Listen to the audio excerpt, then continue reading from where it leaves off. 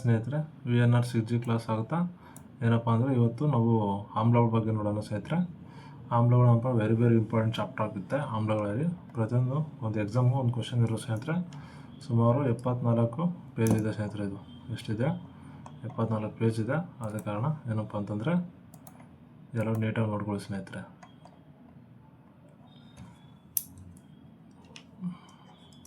74 pages ಇದೆ.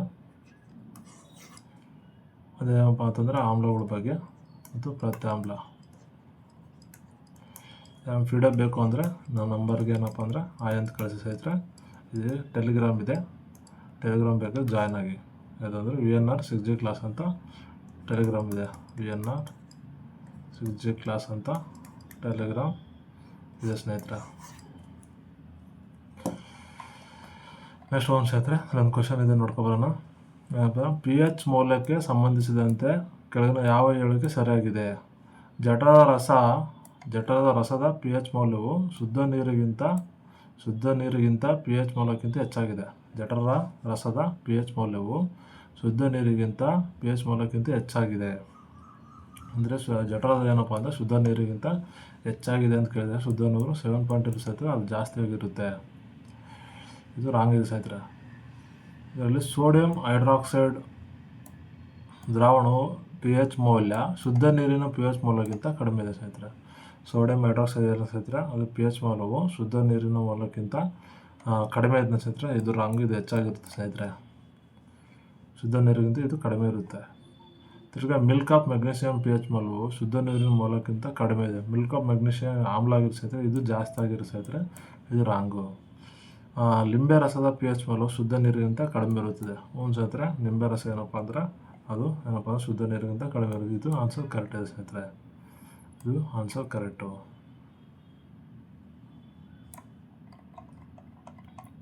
ಇಲ್ಲಿ ನೋಡಿ ಸರಿ, ಕರೆಕ್ಟಾಗಿದೆ ಆನ್ಸರ್ 4. ಶುದ್ಧ ನೀರು ಏನಪ್ಪ ಅಂದರೆ ಇದು ತಟಸ್ಥ ದ್ರಾವಣವಾಗಿದ್ದು pH ಮೌಲ್ಯ 7 ಆಗಿರುತ್ತೆ ನ್ಯಾಚುರಲ್ ಆಗಿ. ಏನಪ್ಪ ಜಠರದ ರಸವು ಏನಪ್ಪ ಅಂದರೆ ತೀವ್ರ ಆಮ್ಲೀಯವಾಗಿದ್ದು ಇದರ pH ಮೌಲ್ಯ ಸುಮಾರು ಏನಪ್ಪ ಅಂದರೆ ಜಠರದ್ದು 1.5 ಇಂದ 3.0 ಆಗಿರುತ್ತೆ ಸ್ನೇಹಿತರೆ. ಇದು ಶುದ್ಧ ನೀರಿಗಿಂತ ಕಡಿಮೆ ಇರುತ್ತೆ ಸ್ನೇಹಿತರೆ. ಅಲ್ಲಿ ಹೆಚ್ಚು ಅಂತ ಕೇಳಿದರೆ ಶುದ್ಧ ನೀರು 7 ಇರುತ್ತಲ್ಲ ಸ್ನೇಹಿತರೆ, ಇದಕ್ಕಿಂತ ಕಡಿಮೆ ಇದೆ ಇದು. ತಿರುಗಿ ಏನಪ್ಪ ಅಂದರೆ ಸೋಡಿಯಂ ಹೈಡ್ರಾಕ್ಸೈಡ್ ಏನಪ್ಪ ಅಂದರೆ ಪ್ರಬಲ ಪ್ರತ್ಯಾಮ್ಲವಾಗಿದ್ದು pH ಮೌಲ್ಯ ಸುಮಾರು 13 ಇಂದ 14 ಇರುತ್ತೆ ಸ್ನೇಹಿತರೆ. ಶುದ್ಧ ನೀರಿಗಿಂತ ಹೆಚ್ಚಾಗಿದೆ. ಇಲ್ಲಿ ಏನಪ್ಪ ಶುದ್ಧ ಕಡಿಮೆ ಇದೆ ಅಂತ ಕೊಟ್ಟಿದ್ದಾರೆ. ಏನಪ್ಪ pH ಮೌಲ್ಯ ಹೆಚ್ಚಾಗಿರುತ್ತೆ ಸ್ನೇಹಿತರೆ, ಅದಕ್ಕಿಂತ ಸೋಡಿಯಂ ಹೈಡ್ರಾಕ್ಸೈಡ್ಗಿಂತ. ಅದೇ ನೀರು ಅಂದರೆ 7 ಇರುತ್ತಲ್ಲ ಸ್ನೇಹಿತರೆ, ಆ ನೀರಿಗಿಂತ ಹೆಚ್ಚು ಯಾವಪ್ಪ ಅಂದರೆ 13 ಇದನ್ನಲ್ಲಿ ಸ್ನೇಹಿತರೆ, ನೀರಿಗಿಂತ ಹೆಚ್ಚಾಗಿದೆ. ಮಿಲ್ಕ್ ಆಫ್ ಮೆಗ್ನೀಷಿಯಾ pH ಮೌಲ್ಯ 10.5 ಇರುತ್ತೆ ಸ್ನೇಹಿತರೆ.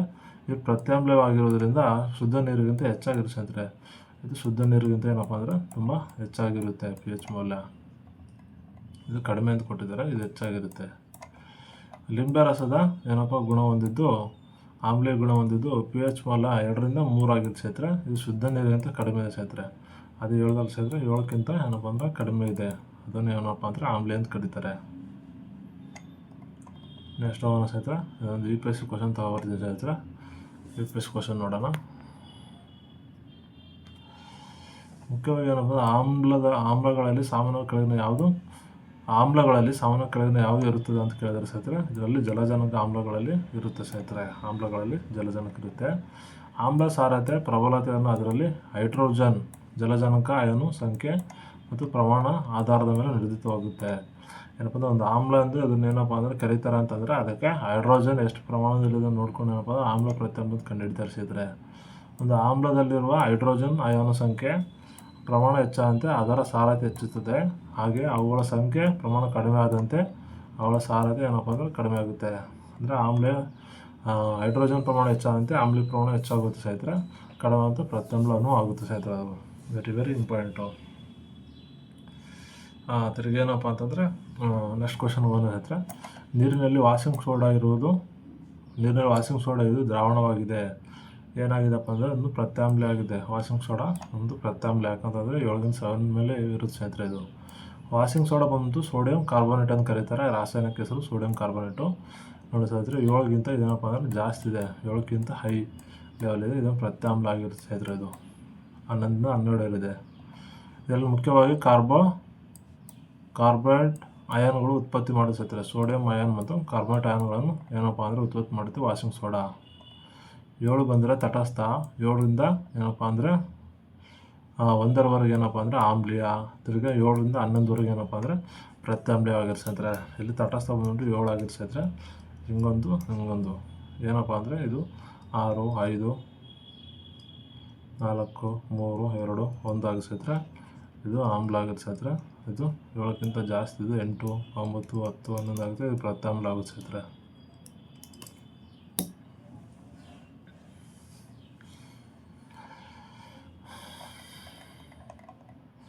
ಚಹಾಕ್ಕೆ ಸಂಬಂಧಿಸಿದ ಕೆಳಗಿನ ಹೇಳಿಕೆ ಯಾವುದು ಸರಿಯಾಗಿದೆ ಎಂದು ಕೇಳಿದರೆ, ಚಹಾಕ್ಕೆ ಸಂಬಂಧಿಸಿದ ಕೆಳಗಿನ ಹೇಳಿಕೆ ಯಾವುದು ಸರಿಯಾಗಿದೆ ಎಂದು ಕೇಳಿದರೆ,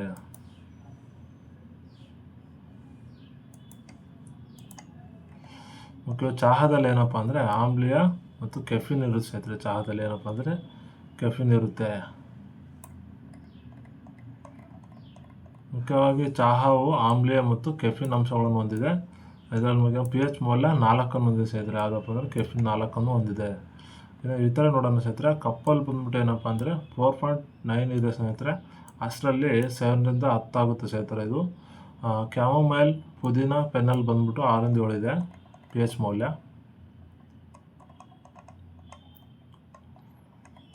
ನೆಕ್ಸ್ಟ್ ಒಂದು ಸ್ನೇಹಿತರೆ, ಕೆಳಗೆ ಯಾವ ಹೇಳಿಕೆ ಏನಪ್ಪ ಸರಿಯಾಗಿದೆ ಅಂತ ಕೇಳಿದರೆ, ಪ್ಯಾರಾಮಿಕ್ ಆಮ್ಲ ಆ್ಯಸಿಡ್ ಆಮ್ಲಕ್ಕಿಂತ ಹೆಚ್ಚಾಗಿದೆ ಸ್ನೇಹಿತರೆ. ಪ್ಯಾರಾಮಿಕ್ ಆಮ್ಲ ಆ್ಯಸಿಡ್ ಆಮ್ಲಕ್ಕಿಂತ ಹೆಚ್ಚು. ಕಾರಣ ಬಂದ್ಬಿಟ್ಟು ಪ್ಯಾರಾಮಿಕ್ ಆಮ್ಲ ಕಾರ್ಬನಿಕ್ ಆಮ್ಲಕ್ಕಿಂತ ಹೆಚ್ಚು ಅಂತ ಕೇಳಿದರೆ ಸ್ನೇಹಿತರೆ. ಇದ್ರ ಏನಪ್ಪ ಅಂದರೆ 2 ಆನ್ಸರ್ ಸರಿ ಇದೆ. ಪ್ಯಾರಾಮಿಕ್ ಆಮ್ಲ ಆ್ಯಸಿಡ್ ಆಮ್ಲಕ್ಕಿಂತ ಹೆಚ್ಚಾಗಿರುತ್ತದೆ. ಪ್ಯಾರಾಮಿಕ್ ಆಮ್ಲ ಕಾರ್ಬನಿಕ್ ಆಮ್ಲಕ್ಕಿಂತ ಹೆಚ್ಚಾಗಿ ಸರಿಯಾಗಿದೆ ಸ್ನೇಹಿತರೆ. ಇದರಲ್ಲಿ ಅಸಿಟಿಕ್ ಆಮ್ಲವು ಎಲೆಕ್ಟ್ರಾನ್ ದಾನ ಮಾಡುವ ಮಿಥೈಲ್ ಗುಂಪನ್ನು ಹೊಂದಿರುತ್ತದೆ. ಅಸಿಟಿಕ್ ಆಮ್ಲ ಮಿಥೈಲನ್ನು ಹೊಂದಿರುತ್ತದೆ. ಮುಖ್ಯವಾಗಿ ಅಸ್ಥಿರವಾಗಿರುತ್ತೆ ಏನಪ್ಪ ಅಂದರೆ ಅಸಿಟಿಕ್ ಆಮ್ಲ. ಫಾರ್ಮಿಕ್ ಆಮ್ಲ ಎಲೆಕ್ಟ್ರಾನ್ ದಾನದ ಗುಂಪನ್ನು ಹೊಂದಿರುವುದಿಲ್ಲ ಸ್ನೇಹಿತರೆ. ಏನಪ್ಪ ಫಾರ್ಮಿಕ್ ಆಮ್ಲ ದಾನದ ಗುಂಪನ್ನು ಹೊಂದಿರುವುದು ಅಂದರೆ ಯಾವುದೇ ಏನಪ್ಪ ಎಲೆಕ್ಟ್ರಾನ್ ಕೊಡೋದಿಲ್ಲ. ಇದು ಅಸಿಟಿಕ್ ಆಮ್ಲಕ್ಕಿಂತ ಬಲವಾಗಿರುತ್ತೆ. ಅದು ಫಾರ್ಮಿಕ್ ಆಮ್ಲ. ಇದಕ್ಕೆ ಕೇಳ್ತಾರೆ ಸ್ನೇಹಿತರೆ. ನಿಮಗೆ ಎಕ್ಸಾಮ್ ಇಷ್ಟೊಂದು ಬೇಕಾಗಿಲ್ಲ, ಆದರೂ ಸ್ವಲ್ಪ ತಿಳ್ಕೊಂಡಿರಿ ಅಂತ ಹೇಳ್ತಾ ಇದ್ದೀನಿ.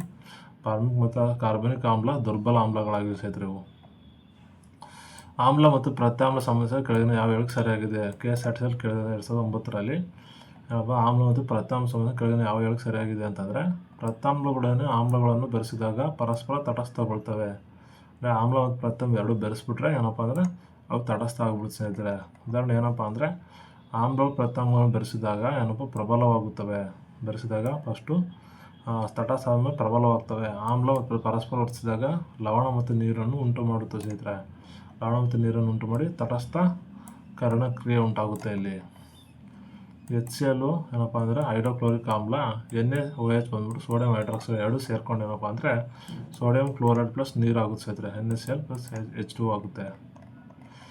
ಒಂದು ವಸ್ತುವಿನ ಆಮ್ಲೀಯ ಮತ್ತು ಪ್ರತ್ಯಾಮ್ಲೀಯ ಸ್ವರೂಪವನ್ನು ತಿಳಿಸುವ ಸೂಚಕ ಯಾವುದಂದರೆ ಮಿಥೈಲ್ ಕಿತ್ತಳೆ ಆಗಿರುತ್ತೆ ಸ್ನೇಹಿತರೆ. ಒಂದು ವಸ್ತುವಿನ ಆಮ್ಲೀಯ ಮತ್ತು ಪ್ರತ್ಯಾಮ್ಲೀಯ ಸ್ವರೂಪವನ್ನು ತಿಳಿಸುವ ಸೂಚಕ ಮಿಥೈಲ್ ಕಿತ್ತಳೆ ಆಗಿರುತ್ತದೆ.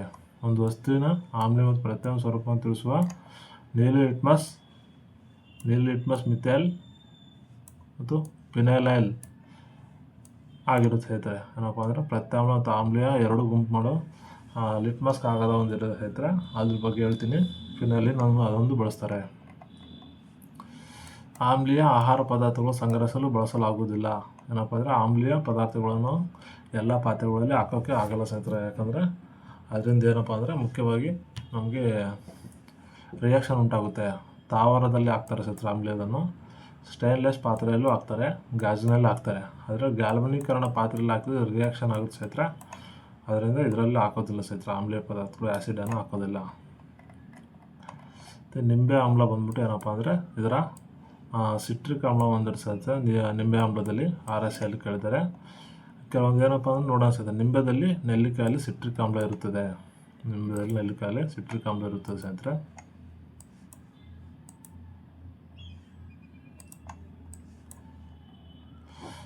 ಸೇಬಿನಲ್ಲಿ ಮಾಲಿಕ್ ಆಮ್ಲ ಇರುತ್ತದೆ. ಹುಣಸೆಯಲ್ಲಿ ಟಾರ್ಟಾರಿಕ್ ಆಮ್ಲ ಇರುತ್ತದೆ ಸ್ನೇಹಿತರೆ. ಕೂದಲಲ್ಲಿ ಕೆರಾಟಿನ್ ಎಂಬ ಅಂಶ ಇರುತ್ತದೆ. ಚರ್ಮದಲ್ಲಿ ಮೆಲನಿನ್ ಅಂಶ ಇರುತ್ತದೆ. ಹಿಮೋಗ್ಲೋಬಿನ್ ರಕ್ತದಲ್ಲಿ ಇರುತ್ತೆ ಸ್ನೇಹಿತರೆ. ಇದು ಆಮ್ಲನೇ. ಹಿಮೋಗ್ಲೋಬಿನಲ್ಲಿ ಕಬ್ಬಿಣಾಂಶ ಹೊಂದಿರುತ್ತೆ ಸ್ನೇಹಿತರೆ. ಸಿಮೆಂಟ್ನಲ್ಲಿ ಜಿಪ್ಸಮನ್ನು ಹಾಕಿರ್ತಾರೆ ಸ್ನೇಹಿತರೆ, ಯಾಕಂದ್ರೆ ಗಟ್ಟಿಯಾಗಲು. ಚಿನ್ನದಲ್ಲಿ ಏನಪ್ಪ ಅಂದರೆ ತಾಮ್ರವನ್ನು ಹೊಂದಿರುತ್ತೆ ಸ್ನೇಹಿತರೆ. 2% ತಾಮ್ರ ಬೆರೆಸ್ತಾರೆ ಚಿನ್ನದಲ್ಲಿ. ತಿರ್ಗಿ ಏನಪ್ಪ ಅಂದರೆ ಸೂರ್ಯನಲ್ಲಿ ಹೀಲಿಯಂ 27ರಷ್ಟು ಇರುತ್ತೆ ಸ್ನೇಹಿತರೆ. ಹೈಡ್ರೋಜನ್ ಬಂದ್ಬಿಟ್ಟು 71ರಷ್ಟು ಇರುತ್ತದೆ. ತಿರ್ಗಿ LPGಯಲ್ಲಿ ಬುಟನ್ ಮತ್ತು ಪ್ರೊಪೇನ್ ಇರುತ್ತೆ ಸ್ನೇಹಿತರೆ. ಉಳ್ಳಾಗಡ್ಡಿ, ಬೆಳ್ಳುಳ್ಳಿ, ಗಂಧಕಾಮ್ಲ ಇರುತ್ತದೆ. ಹಸಿರು ಎಲೆಗಳು ಪತ್ರಹರಿತಿನಲ್ಲಿ ಕ್ಲೋರೋಫಿಲ್ ಇರುತ್ತೆ ಸ್ನೇಹಿತರೆ. ಮತ್ತು ಪತ್ರಹರಿತು ಕ್ಲೋರೋಫಿಲ್ಲಲ್ಲಿ ಏನಪ್ಪ ಅಂದರೆ ಮ್ಯಾಂಗನೀಸ್ ಇರುತ್ತೆ ಸ್ನೇಹಿತರೆ. ಇದು ಕೇಳಿದ್ರೆ ಎಕ್ಸಾಮ್ ಪಾಯಿಂಟು ವೆರಿ ಇಂಪಾರ್ಟೆಂಟ್ ಸ್ನೇಹಿತರೆ. ಎಕ್ಸಾಮ್ಗೆ ವೆರಿ ಇಂಪಾರ್ಟೆಂಟು. ಎರಡು ಯಾವುದಪ್ಪ ಅಂದರೆ ಕ್ಲೋರೋಫಿಲ್ ಪತ್ರಹರಿತು ದ್ಯುತಿ ಸಂಶ್ಲೇಷಣೆಗೆ ಸಹಾಯ ಮಾಡುತ್ತೆ. ಮ್ಯಾಂಗನೀಸ್ ಏನಪ್ಪ ಅಂದರೆ ಕ್ಲೋರೋಫಿಲ್ನಲ್ಲಿ ಇರುತ್ತೆ ಸ್ನೇಹಿತರೆ. ಏನಪ್ಪ ನೀರಿನಲ್ಲಿ H2O ಇರುತ್ತೆ. ಓಜನ್ನಲ್ಲಿ O2 ಇರುತ್ತೆ ಸ್ನೇಹಿತರೆ. ತಾಯಿ ಎದೆಹಾಲಿನಲ್ಲಿ ಲ್ಯಾಕ್ಟೋಸ್ ಎಂಬ ಹಾಲಿನ ಅಂಶ ಇರುತ್ತೆ ಸ್ನೇಹಿತರೆ. ಇದು ಮೊಸರಿನಲ್ಲಿ ಲ್ಯಾಕ್ಟಿಕ್ ಆಮ್ಲ ಇರುತ್ತೆ. ವಿನೆಗರ್ನಲ್ಲಿ ಅಸಿಟಿಕ್ ಆಮ್ಲವನ್ನು ಹೊಂದಿರುತ್ತೆ ಸ್ನೇಹಿತರೆ. ಮೆಣಸಿನಕಾಯಿಯಲ್ಲಿ ಏನಪ್ಪ ಅಂದರೆ ಕ್ಯಾಪ್ಸಿಕಮ್ ಇರುತ್ತೆ. ತಿರ್ಗಿ ಕೂಲ್ ಡ್ರಿಂಕ್ಸ್ನಲ್ಲಿ ಕಾರ್ಬನಿಕ್ ಆಮ್ಲ ಇರುತ್ತೆ ಸ್ನೇಹಿತರೆ. ಕಾರ್ಬನಿಕ್ ಆಮ್ಲ ಇದ್ದರೆ ಕೂಲ್ ಡ್ರಿಂಕ್ಸಲ್ಲಿ. ಜೇನುತುಪ್ಪದಲ್ಲಿ ಸುಕ್ರೋಸ್ ಅಂಶವನ್ನು ಹೊಂದಿರುತ್ತೆ. ಗೋಧಿಯಲ್ಲಿ ಮಾಲ್ಟೋಸ್ ಅಂಶ ಇರುತ್ತೆ. ಮತ್ತು ಮಿಣುಕು ಹುಳುಗಳು ಅಂತ ಕಾಣ್ತವೆ ರಾತ್ರಿಯಲ್ಲಿ ಏನಪ್ಪ ಹಳ್ಳಿಗಳಲ್ಲಿ ಮಿಣುಕು ಹುಳುಗಳು ಕಾಣ್ತಾವಲ್ಲ ಸ್ನೇಹಿತರೆ. ಅಲ್ಲಿ ಲುಸಿಫೆರಮ್ ಅಂಶದಿಂದ ಅದು ಮಿಣುಕ್ತಾ ಇರುತ್ತೆ ಸ್ನೇಹಿತರೆ. ಏನಪ್ಪ ಆಕ್ಸಲಿಕ್ ಆಮ್ಲ ಏನಪ್ಪ ಅಂದರೆ ಆಕ್ಸಲಿಕ್ ಆಮ್ಲ ಬಂದ್ಬಿಟ್ಟು ಇದು ಟೊಮೊಟೊದಲ್ಲಿ ಇರುತ್ತೆ. ಹೂವಿನಲ್ಲಿ ಏನಪ್ಪ ಅಂದರೆ ಕ್ರೋಮೋಫೈಟ್, ಹೂವಿನ ಬಣ್ಣ ಅಂತಿರೋ ಕ್ರೋಮೋಫೈಟ್ ಬಳಸ್ತೀವಿ ಸ್ನೇಹಿತರೆ. ತಿರ್ಗಾ ಏನಪ್ಪ ಅಂದರೆ ಆಮ್ಲಗಳ ಬಗ್ಗೆ ನೋಡೋಣ ಸ್ನೇಹಿತರೆ. ವೆರಿ ಇಂಪಾರ್ಟೆಂಟ್ ಆಗಿರುತ್ತೆ. ಚಾಪ್ಟ್ರು ನೋಡ್ಕೊಳ್ಳಿ. ಆಮ್ಲಗಳು ಚಾಪ್ಟರ್ ನೋಡೋದಿದೆ. ಆಮ್ಲ ಏನಪ್ಪ ಅಂದರೆ ಸ್ಥಾನಪಲ್ಲಟ ಒಳಗಾಗಬಲ್ಲ ಹೈಡ್ರೋಜನ್ ಪರಮಾಣುಗಳನ್ನು ಹೊಂದಿರುವ ಸಂಯುಕ್ತಗಳನ್ನು ಏನಪ್ಪ ಅಂದರೆ ಆಮ್ಲ ಎಂದು ಕರೀತಾರೆ. ಹೈಡ್ರೋಜನ್ ಏನಪ್ಪ ಅಂದರೆ ಹೈಡ್ರೋಜನ್ ಪರಮಾಣು ಹೊಂದಿರುತ್ತಲ್ಲ ಸ್ನೇಹಿತರೆ, ಅದನ್ನು ಆಮ್ಲ ಅಂತ ಕರೀತಾರೆ. ಸ್ಥಾನಪಲ್ಲಟಕ್ಕೆ ಒಳಗಾಗಬಲ್ಲ. ಇದು ಮುಖ್ಯವಾಗಿ ಏನಪ್ಪ ಅಂತಂದರೆ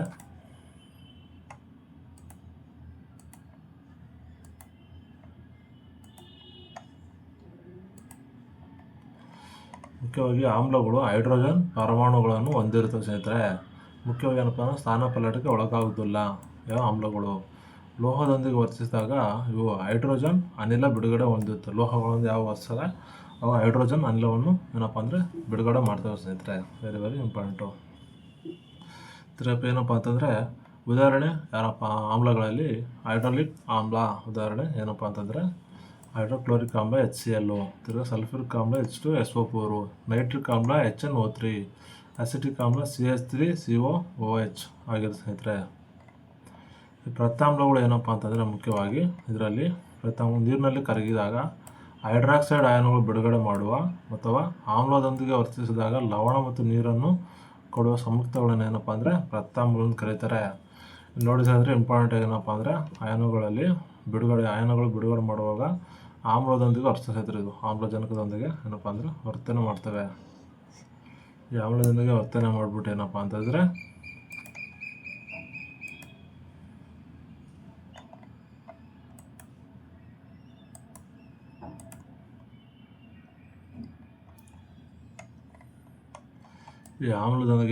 ವರ್ತನೆ ಮಾಡ್ತವೆ ಸ್ನೇಹಿತರೆ. ಆಮ್ಲದೊಂದಿಗೆ ವರ್ತನೆ ಮಾಡಿ ಲವಣ ಮತ್ತು ನೀರನ್ನು ಕೊಡುವ ಸಂಯುಕ್ತಗಳನ್ನು ಏನಪ್ಪ ಅಂದರೆ ಪ್ರತ್ಯಾಮ್ಲಗಳನ್ನು ಕರಿತವೆ.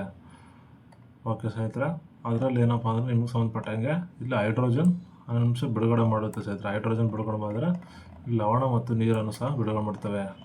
ಮುಖ್ಯವಾಗಿ ಪ್ರತ್ಯಾಮ್ಲಗಳ ರುಚಿ ಕಹಿಯಾಗಿರುತ್ತೆ ಸ್ನೇಹಿತರೆ. ಇವು ಕಹಿ ರುಚಿಯನ್ನು ಹೊಂದಿರುತ್ತವೆ ಮತ್ತು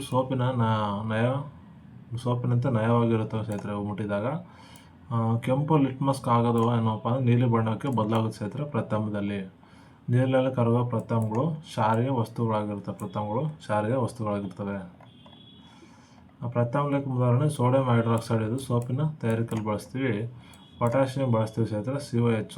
ಕ್ಯಾಲ್ಸಿಯಂ ಹೈಡ್ರಾಕ್ಸೈಡ್ ಬಳಸ್ತೀವಿ ಸುಣ್ಣದ ನೀರಲ್ಲಿ. ಮೆಗ್ನೀಷಿಯಂ ಹೈಡ್ರಾಕ್ಸೈಡ್ ಏನಪ್ಪ ಅಂದರೆ ಆಮ್ಲೀಯತೆ ನೋವು ನಿವಾರಕವಾಗಿ ಬಳಸ್ತೀವಿ ಸ್ನೇಹಿತರೆ. ಏನಪ್ಪ MaOH3 ಅಂತ ಇದು ಪ್ರತ್ಯಾಮ್ಲ ಆಗಿದೆ. ಪ್ರತ್ಯಾಮ್ಲ ಮುಖ್ಯವಾಗಿ ಏನಪ್ಪ ಅಂದರೆ ಹೈಡ್ರೋಜನ್ ಅಯಾನು ಸಾಂದ್ರತೆ ಋಣಾತ್ಮಕವಾಗಿದೆ ಸ್ನೇಹಿತರೆ. ಇದು ಸಾಮಾನ್ಯವಾಗಿ ಹೈಡ್ರೋಜನ್ ಶಕ್ತಿ ಎಂದು ಕರೀತಾರೆ. pH ಮೌಲ್ಯವನ್ನು ಯಾವ ಥರ ಕಂಡುಹಿಡಿತಾರೆ ಅಂದರೆ ಹೈಡ್ರೋಜನ್ ಅಯಾನುಗಳು ಹೆಚ್ಚು ಕಡಿಮೆ ಇರುವ ವ್ಯತ್ಯಾಸವನ್ನು ನೋಡ್ಕೊಂಡು ಏನಪ್ಪ ಅಂದರೆ pH ಅನ್ನು ಕಂಡುಹಿಡಿತಾರೆ ಸ್ನೇಹಿತರೆ. pH ಮೌಲ್ಯವನ್ನು ಇದು ಹೈಡ್ರೋಜನ್ ಶಕ್ತಿ ಅಂತ ಕರೀತಾರೆ. pH ಮಾಪನ ಬಂದ್ಬಿಟ್ಟು ಆಮ್ಲ ಮತ್ತು ಪ್ರತ್ಯಾಮ್ಲವನ್ನು ಅಳೆಯುವ ಸಾಧನವಾಗಿದ್ದು 0 ರಿಂದ 4 ಏನಪ್ಪ ಅಂದರೆ ಇದು 0 ರಿಂದ 14ರವರೆಗೂ ವ್ಯಾಪಿಸಿದೆ. ಅದು ಆಮ್ಲ ಮತ್ತು ಪ್ರತ್ಯಾಮ್ಲವನ್ನು ಗುರುತಿಸಿದ 4 ಕೇಳ್ತಾರೆ ಸ್ನೇಹಿತರೆ. ಇಂಪಾರ್ಟೆಂಟ್ ಎಕ್ಸಾಮ್ಗಿದು, ಯಾಕಂದರೆ ಎಷ್ಟು ಟೋಟಲ್ ಎಷ್ಟಿದೆಯಪ್ಪ ಅಂದರೆ ಅದು 0 to 4 14 ಇದೆ. 7 ಏನಪ್ಪ ಅಂದರೆ ತಟಸ್ಥವಾಗಿರುತ್ತೆ ಸ್ನೇಹಿತರೆ, ಇದು ನೀರಾಗಿರುತ್ತೆ. ಆವಿಷ್ಕಾರ ಬಂದ್ಬಿಟ್ಟು ಏನಪ್ಪ ಸೋರೆನೆಸ್ ಎಂಬ ವಿಜ್ಞಾನಿ ಮೊದಲ ಆವಿಷ್ಕಾರ ಮಾಡ್ತಾನೆ. ಲಿಟ್ಮಸ್ ಪೇಪರನ್ನು ನೇರಳೆ ಬಣ್ಣವನ್ನು ಹೊಂದಿದ್ದು ಏನಪ್ಪ ಅಂದರೆ ಲೈಕಾನ್ ಅಂತ ಕರೀತಾರೆ ಸ್ನೇಹಿತರೆ. ಇದನ್ನು ಏನಪ್ಪ ಅಂದರೆ ಲೈಕಾನ್, ಕಲ್ಲು ಅಂತ ಸ್ನೇಹಿತರೆ, ಕಲ್ಲು ಹೂವು. ಎಕ್ಸಾಮಲ್ಲಿ ಕೇಳ್ಬಿಡ್ತಾರೆ ಸ್ನೇಹಿತರೆ, ಲೈಕಾನ್ ಅಂದರೆ ಏನಪ್ಪ ಅಂತ ಕೇಳ್ತಾರೆ, ನೀವು ಕಲ್ಲು ಹೂವು ಅಂತಲೂ ಇದನ್ನ ನೆನ್ಪಿಟ್ಕೊಳ್ಳಿ. ಮುಖ್ಯ ಆಮ್ಲ ಮತ್ತು ಪ್ರತ್ಯಾಮ್ಲ ವ್ಯತ್ಯಾಸ ಏನಪ್ಪ ಅಂದರೆ, ಆಮ್ಲ ನೀರಿನೊಂದಿಗೆ ಬೆರೆಸಿದಾಗ ಹೈಡ್ರೋಜನ್ ಬಿಡುಗಡೆ ಮಾಡುತ್ತೆ. ನೀರು ಬೆರೆಸಿದಾಗ ಹೈಡ್ರಾಕ್ಸೈಡ್ ಆಗುತ್ತೆ ಸ್ನೇಹಿತರೆ. ಆಕ್ಸಿಜನ್ ಸೇರ್ಕೊಂಡು ಹೈಡ್ರಾಕ್ಸೈಡ್ ಆಗ್ತದೆ, ಹೈಡ್ರೋಜನ್ ಬಿಡುಗಡೆ ಮಾಡುತ್ತೆ. ಇದು ಹುಳಿ ರುಚಿಯನ್ನು ಹೊಂದಿದೆ ಆಮ್ಲ, ಇದು ಕಹಿ ರುಚಿಯನ್ನು ಹೊಂದಿದೆ ಪ್ರತ್ಯಾಮ್ಲ, ಕಹಿ ರುಚಿಯನ್ನು ಹೊಂದಿದೆ ಸ್ನೇಹಿತರೆ. ಕೇಳ್ತಾರೆ ವ್ಯತ್ಯಾಸ. ಲಿಟ್ಮಸ್ ಕಾಗದವನ್ನು ಕೆಂಪು ಬಣ್ಣಕ್ಕೆ ಒರೆಸುತ್ತೆ. ಆಮ್ಲದಲ್ಲಿ ಕಲಿಸಿದಾಗ ಏನಪ್ಪ ಅಂದರೆ ಕೆಂಪು ಬಣ್ಣ ಆಗುತ್ತೆ. ಇದು ಕೆಂಪು ಲಿಟ್ಮಸ್ ಕಾಗದವನ್ನು ನೀಲಿ ಬಣ್ಣಕ್ಕೆ ಪರಿವರ್ತಿಸುತ್ತೆ. ಏನಪ್ಪ, ಇದು ನೀಲಿ ಲಿಟ್ಮಸ್ ಕಾಗದ ಇರುತ್ತೆ, ಕೆಂಪಾಗುತ್ತೆ. ಕೆಂಪು ಲಿಟ್ಮಸ್ ಕಾಗದ ಏನಪ್ಪ ಅಂದರೆ ನೀಲಿ ಆಗುತ್ತೆ ಸ್ನೇಹಿತರೆ, ಉಲ್ಟಾ ಪಲ್ಟಾ. ಇದು ಉಲ್ಟಾ ಪಲ್ಟಾ ಆಗಿದೆ ಸ್ನೇಹಿತರೆ. ಪ್ರೋಟಾನ್ ಬಿಟ್ಟುಕೊಳ್ಳೋದು ಸ್ನೇಹಿತರೆ ಯಾವುದಪ್ಪ ಅಂದರೆ ಆಮ್ಲ. ಪ್ರೋಟಾನ್ ಸ್ವೀಕಾರ ಆಗುತ್ತೆ ಪ್ರತ್ಯಾಮ್ಲ. pH ಮೌಲ್ಯ 0 to 7 ಆಗುತ್ತೆ. pH ಮೌಲ್ಯ 0 to 14 ಆಗಿದೆ.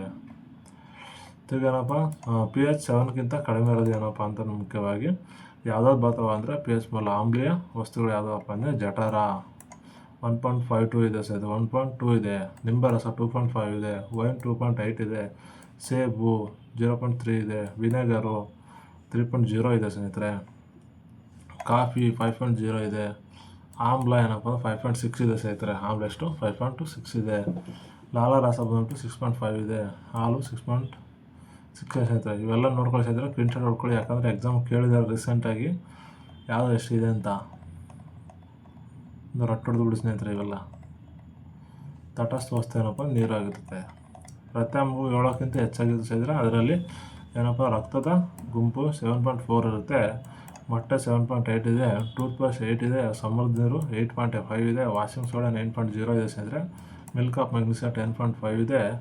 ಹೈಡ್ರಾಕ್ಸೈಡ್ ಬಂದ್ಬಿಟ್ಟು 14 ಇದೆ. Very very important. ಹೈಡ್ರಾಕ್ಸೈಡ್ ಕೇಳ್ತಾರೆ ಎಕ್ಸಾಮ್ಗೆ, ವೆರಿ ವೆರಿ ಇಂಪಾರ್ಟೆಂಟ್. ಸಿಟ್ರಿಕ್ ಆಮ್ಲ ಏನಪ್ಪ ಅಂದರೆ ನಿಂಬೆಹಣ್ಣು ಕಿತ್ತಳೆಯಲ್ಲಿರುತ್ತೆ. ಲ್ಯಾಟಿಕ್ ಆಮ್ಲ ಬಂದ್ಬಿಟ್ಟು ಮೊಸರಿನಲ್ಲಿರುತ್ತೆ ಸ್ನೇಹಿತರೆ, ಮಜ್ಜಿಗೆ ಮಾಡಲು. ಟಾಟರಿಕ್ ಆಮ್ಲ ಬಂದ್ಬಿಟ್ಟು ಹುಣಸೆ ಸೇಬಣ್ಣನಲ್ಲಿ ಇರುತ್ತೆ ಸ್ನೇಹಿತರೆ.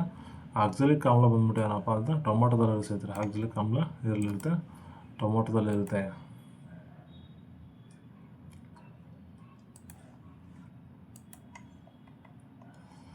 ಮಾಲಿಕ್ ಆಮ್ಲ ಏನಪ್ಪ ಅಂದರೆ ಸೇಬುನಲ್ಲಿರುತ್ತೆ ಸ್ನೇಹಿತರೆ, ಸೇಬು ಮಾವಿನಲ್ಲಿ. ಇದು ಕೇಳ್ಬೋದು ಸ್ನೇಹಿತರೆ, ಇದು ಮಾವಿನ ಹಣ್ಣು ಏನಪ್ಪ ಅಂದರೆ ಇಂಪಾರ್ಟೆಂಟ್ ಆಗಿದೆ. ಫಾರ್ಮಿಕ್ ಆಮ್ಲ ಬಂದ್ಬಿಟ್ಟು ಕೆಂಪು ಇರುವೆಯಲ್ಲಿ ಇರುತ್ತೆ ಸ್ನೇಹಿತರೆ. ಬ್ಯಾಟ್ರಿಕ್ ಆಮ್ಲ ಬಂದ್ಬಿಟ್ಟು ಬೆಣ್ಣೆಯಲ್ಲಿ ಇರುತ್ತೆ ಸ್ನೇಹಿತರೆ, ಬ್ಯಾಟ್ರಿಕ್ ಆಮ್ಲ. ಮೆಥನಿಕ್ ಆಮ್ಲ ಬಂದ್ಬಿಟ್ಟು ಇರುವೆ ಮತ್ತು ಜೇನುನೊಣದಲ್ಲಿ ಕಚ್ಚಿದಾಗ ಏನಪ್ಪ ಮೆಥನಿಕ್ ಆಮ್ಲ ಬಿಡುಗಡೆ ಆಗುತ್ತೆ. ಫಾರ್ಮಿಕ್ ಆಮ್ಲ ಬಂದ್ಬಿಟ್ಟು ಏನಪ್ಪ ಅಂದರೆ ಇದು ಮಣ್ಣಿನಲ್ಲಿರುತ್ತೆ ಸ್ನೇಹಿತರೆ. ಫ್ಲೂರಿಕ್ ಆಮ್ಲ ಬಂದ್ಬಿಟ್ಟು ಕೊಬ್ಬಿನಲ್ಲಿರುತ್ತೆ. ಹೈಡ್ರೋಕ್ಲೋರಿಕ್ ಆಮ್ಲ ಬಂದು ಮಾನವ ಜಠರನಲ್ಲಿರುತ್ತೆ. ಸಲ್ಫ್ಯೂರಿಕ್ ಆಮ್ಲ ಬಂದ್ಬಿಟ್ಟು ಈರುಳ್ಳಿಯಲ್ಲಿರುತ್ತೆ ಸ್ನೇಹಿತರೆ. ಪೋಲಿಕ್ ಆಮ್ಲ ಬಂದ್ಬಿಟ್ಟು ಪಾಲಿಕ್ ಸೊಪ್ಪಲ್ಲಿರುತ್ತೆ. ಸೋಡಿಯಂ ಹೈಡ್ರಾಕ್ಸೈಡ್ ಬಂದ್ಬಿಟ್ಟು ಏನಪ್ಪ ಅಂದರೆ ಬಟ್ಟೆ ಸೋಪನ್ನು ತಯಾರಿಸಲು ಬಳಸ್ತಿದ್ರೆ. ಸೋಡಿಯಂ ಹೈಡ್ರಾಕ್ಸೈಡ್ ಏನಪ್ಪ ಅಂದರೆ ಬಟ್ಟೆ ಸೋಪ್ ತಯಾರಿಸಲು ಬಳಸ್ತೀವಿ. ಇನ್ನೊಂದು ಡಿಟರ್ಜೆಂಟು ಮತ್ತು ಡ್ರೈ ಕ್ಲೀನಿಕಲ್ಲಿ ಏನಪ್ಪ ಅಂದರೆ ಬಳಸ್ತೀವಿ. ಇದು ಏನಪ್ಪ ಅಂದರೆ ನಾನು ಹೇಳ್ತಾರದು ಇವೆಲ್ಲ ಆಮ್ಲಗಳು ಸಂಬಂಧಪಟ್ಟಂಗಿದ್ರೆ. ಇದು ಆಮ್ಲಗಳು, ಇದು ಆಮ್ಲಗಳು.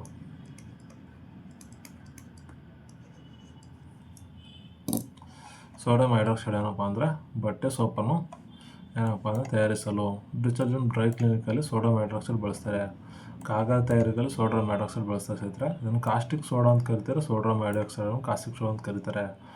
ಪೊಟ್ಯಾಸಿಯಂ ಹೈಡ್ರಾಕ್ಸೈಡ್ ಬಂದ್ಬಿಟ್ಟು ಅದು ಮೈಸೂರು ಸೋಪು, ಸ್ಯಾಂಡಲ್ ಸೋಪ್ ಅಂತ ಅದರಲ್ಲಿ ಬಳಸ್ತಾರೆ. ಕಾಸ್ಟಿಕ್ ಪೊಟ್ಯಾಷ್ ಅಂತ ಕರಿತಾರೆ ಸ್ನೇಹಿತರೆ, ಪೊಟ್ಯಾಸಿಯಂ ಹೈಡ್ರಾಕ್ಸೈಡನ್ನು. ಮೆಗ್ನೀಸಿಯಂ ಹೈಡ್ರಾಕ್ಸೈಡ್ ಬರುತ್ತೆ ಸ್ನೇಹಿತರೆ. ಇದು ಏನಪ್ಪ ಅಂದರೆ ಆಮ್ಲ ನಿರೋಧಕವಾಗಿ ಬಳಸ್ತಾರೆ ಸ್ನೇಹಿತರೆ.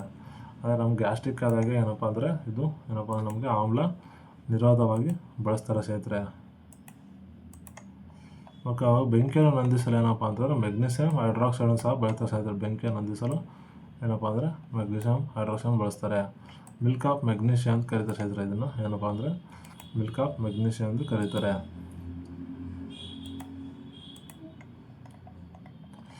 ಯಾಕೆ ಕೇಳ್ತಾರೆ ಮಿಲ್ಕ್ ಆಫ್ ಮೆಗ್ನೀಷಿಯಂ ಅಂತ ಕರೀತಾರೆ ಅಂತ ಕೇಳಿದ್ರೆ ಸಹಿತ ಎಕ್ಸಾಮ್ಗೆ ವೆರಿ ಇಂಪಾರ್ಟೆಂಟ್. ಮೆಗ್ನೀಷಿಯಂ ಹೈಡ್ರಾಕ್ಸೈಡ್ನ ಬೆಂಕಿ ನಂದಿಸಲು ಬಳಸ್ತಾರೆ.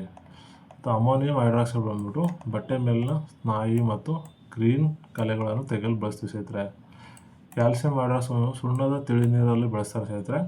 ಇದು ನೀರನ್ನು ಮೆದುಗೊಳಿಸುತ್ತೆ ಮತ್ತು ಬ್ಲೀಚಿಂಗ್ ಪೌಡರ್ ತಯಾರಿಕೆಯಲ್ಲಿ ಬಳಸ್ತಾರೆ ಸ್ನೇಹಿತರೆ. ಬ್ಲೀಚಿಂಗ್ ಪೌಡರ್ ತಯಾರಿಕೆಯಲ್ಲಿ ಬಳಸ್ತೀವಿ. ಸುಣ್ಣದ ನೀರು ಕ್ಯಾಲ್ಸಿಯಂ ಹೈಡ್ರಾಕ್ಸೈಡ್ ಆಗಿರುತ್ತೆ. ಅಮೋನಿಯಂ ಏನಪ್ಪ ಅಂದರೆ ಮುಖ್ಯವಾಗಿ ಅಮೋನಿಯಂ ಕಾಣ್ತಾ ಇರಿಸಿದ್ರೆ ಹೇಳ್ತೀನಿ ಅಮೋನಿಯಂ ಬಗ್ಗೆ. ಅಡುಗೆ ಉಪ್ಪು ಮುಖ್ಯವಾಗಿ ಅಡುಗೆ ಉಪ್ಪು ಬಂದ್ಬಿಟ್ಟು ಸೋಡಿಯಂ ಕ್ಲೋರೈಡ್ ಆಗಿರುತ್ತೆ ಸ್ನೇಹಿತರೆ. ಸ್ನೇಹಿತರೆ ಅಮೋನಿಯಂ ಏನಪ್ಪ ಅಂದರೆ ಮುಖ್ಯವಾಗಿ ರಸಗೊಬ್ಬರ ತಯಾರಿಕೆ ಏನಪ್ಪ ಅಂದರೆ ರಸಗೊಬ್ಬರ ತಯಾರಿಕೆಯಲ್ಲಿ ಬಳಸ್ತೀವಿ ಸ್ನೇಹಿತರೆ. ತಯಾರಿಕೆಯಲ್ಲಿ ಬಳಸ್ತೀವಿ. ಮುಖ್ಯವಾಗಿ ಇದೊಂದು ಪ್ರತ್ಯಾಮ್ಲ ಆಗಿರುತ್ತೆ ಸ್ನೇಹಿತರೆ. ಇದು ಪ್ರತ್ಯಾಮ್ಲ ಆಗಿದೆ.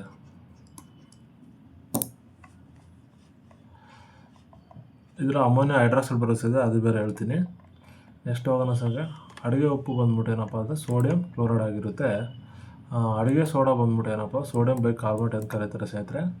ವಾಷಿಂಗ್ ಸೋಡಾವನ್ನು ಏನಪ್ಪ ಅಂದರೆ ಮುಖ್ಯವಾಗಿ ಸೋಡಿಯಂ ಕಾರ್ಬೋನೇಟ್ ಅಂತ ಕರೀತಾರೆ, Na2CO3. ಕಾಸ್ಟಿಕ್ ಸೋಡಾನು ಸೋಡಿಯಂ ಹೈಡ್ರಾಕ್ಸೈಡ್ ಅಂತ ಕರೀತಾರೆ, NaOH3.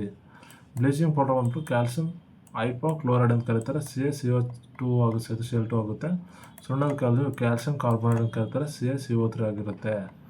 ಜಿಪ್ಸಮ್ ಬಂದ್ಬಿಟ್ಟು ಏನಪ್ಪ ಅಂದರೆ ಕ್ಯಾಲ್ಸಿಯಂ ಸಲ್ಫೇಟ್ ಡೈಹೈಡ್ರೇಟ್ ಅಂತ ಕರೀತಾರೆ ಸ್ನೇಹಿತರೆ. ಫಾಸ್ಫರಿಕ್ ಪ್ಯಾರಿಸ್ ಬಂದ್ಬಿಟ್ಟು ಕ್ಯಾಲ್ಸಿಯಂ ಸಲ್ಫೇಟ್ ಹೆಮಿಹೈಡ್ರೇಟ್ ಅಂತ ಕರೀತಾರೆ. ರಾಸಾಯನಿಕ ಸ್ನೇಹಿತರೆಲ್ಲ ಮಿಥೇನ್ ಬಂದ್ಬಿಟ್ಟು ಮಿಥೇನ್ ಆಲ್ಕೋಹಾಲ್ ಅಂತ ಕರೀತಾರೆ ಸ್ನೇಹಿತರೆ. ಇದನ್ನು CH3OH ಅಂತ ಕರೀತಾರೆ.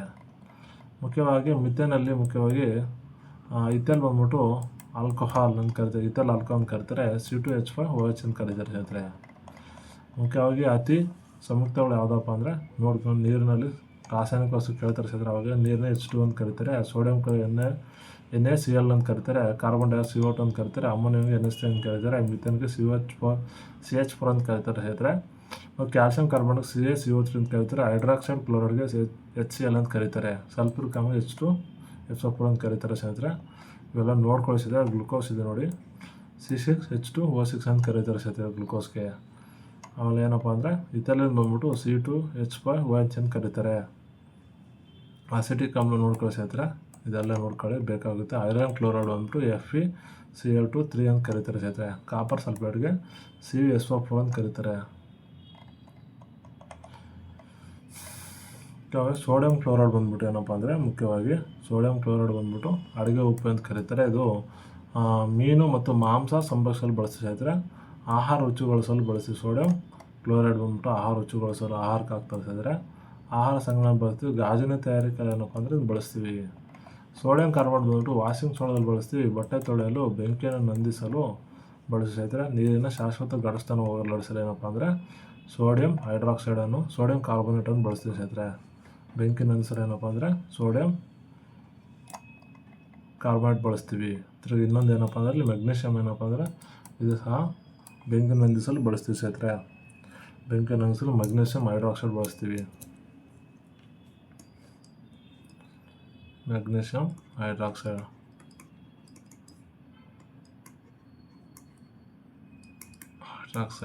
ಬೆಂಕಿ ನಂದಿಸಲು ಎರಡು ಬಳಸ್ತೀವಿ ಸ್ನೇಹಿತರೆ. ಇದೊಂದು ಸೋಡಿಯಂ ಕಾರ್ಬೋನೇಟ್ ಮತ್ತು ಮೆಗ್ನೀಷಿಯಂ ಹೈಡ್ರಾಕ್ಸೈಡ್ ಬಳಸ್ತೀವಿ. ಸೋಡಿಯಂ ಬೈಕಾರ್ಬೋನೇಟ್ ಏನಪ್ಪ ಅಂದರೆ ಮುಖ್ಯವಾಗಿ NaHO3 ಅಂತ ಕರೀತಾರೆ ಸ್ನೇಹಿತರೆ. ಇದು ಬೇಕಿಂಗ್ ಸೋಡಾ, ಅಡುಗೆ ಸೋಡಾ ಅಂತ ಕರೀತಾರೆ. ಬೈಕಾರ್ಬೋನೇಟ್ ಬಾಯಲ್ಲಿ ಹಾಕೋದು ಸ್ನೇಹಿತರೆ.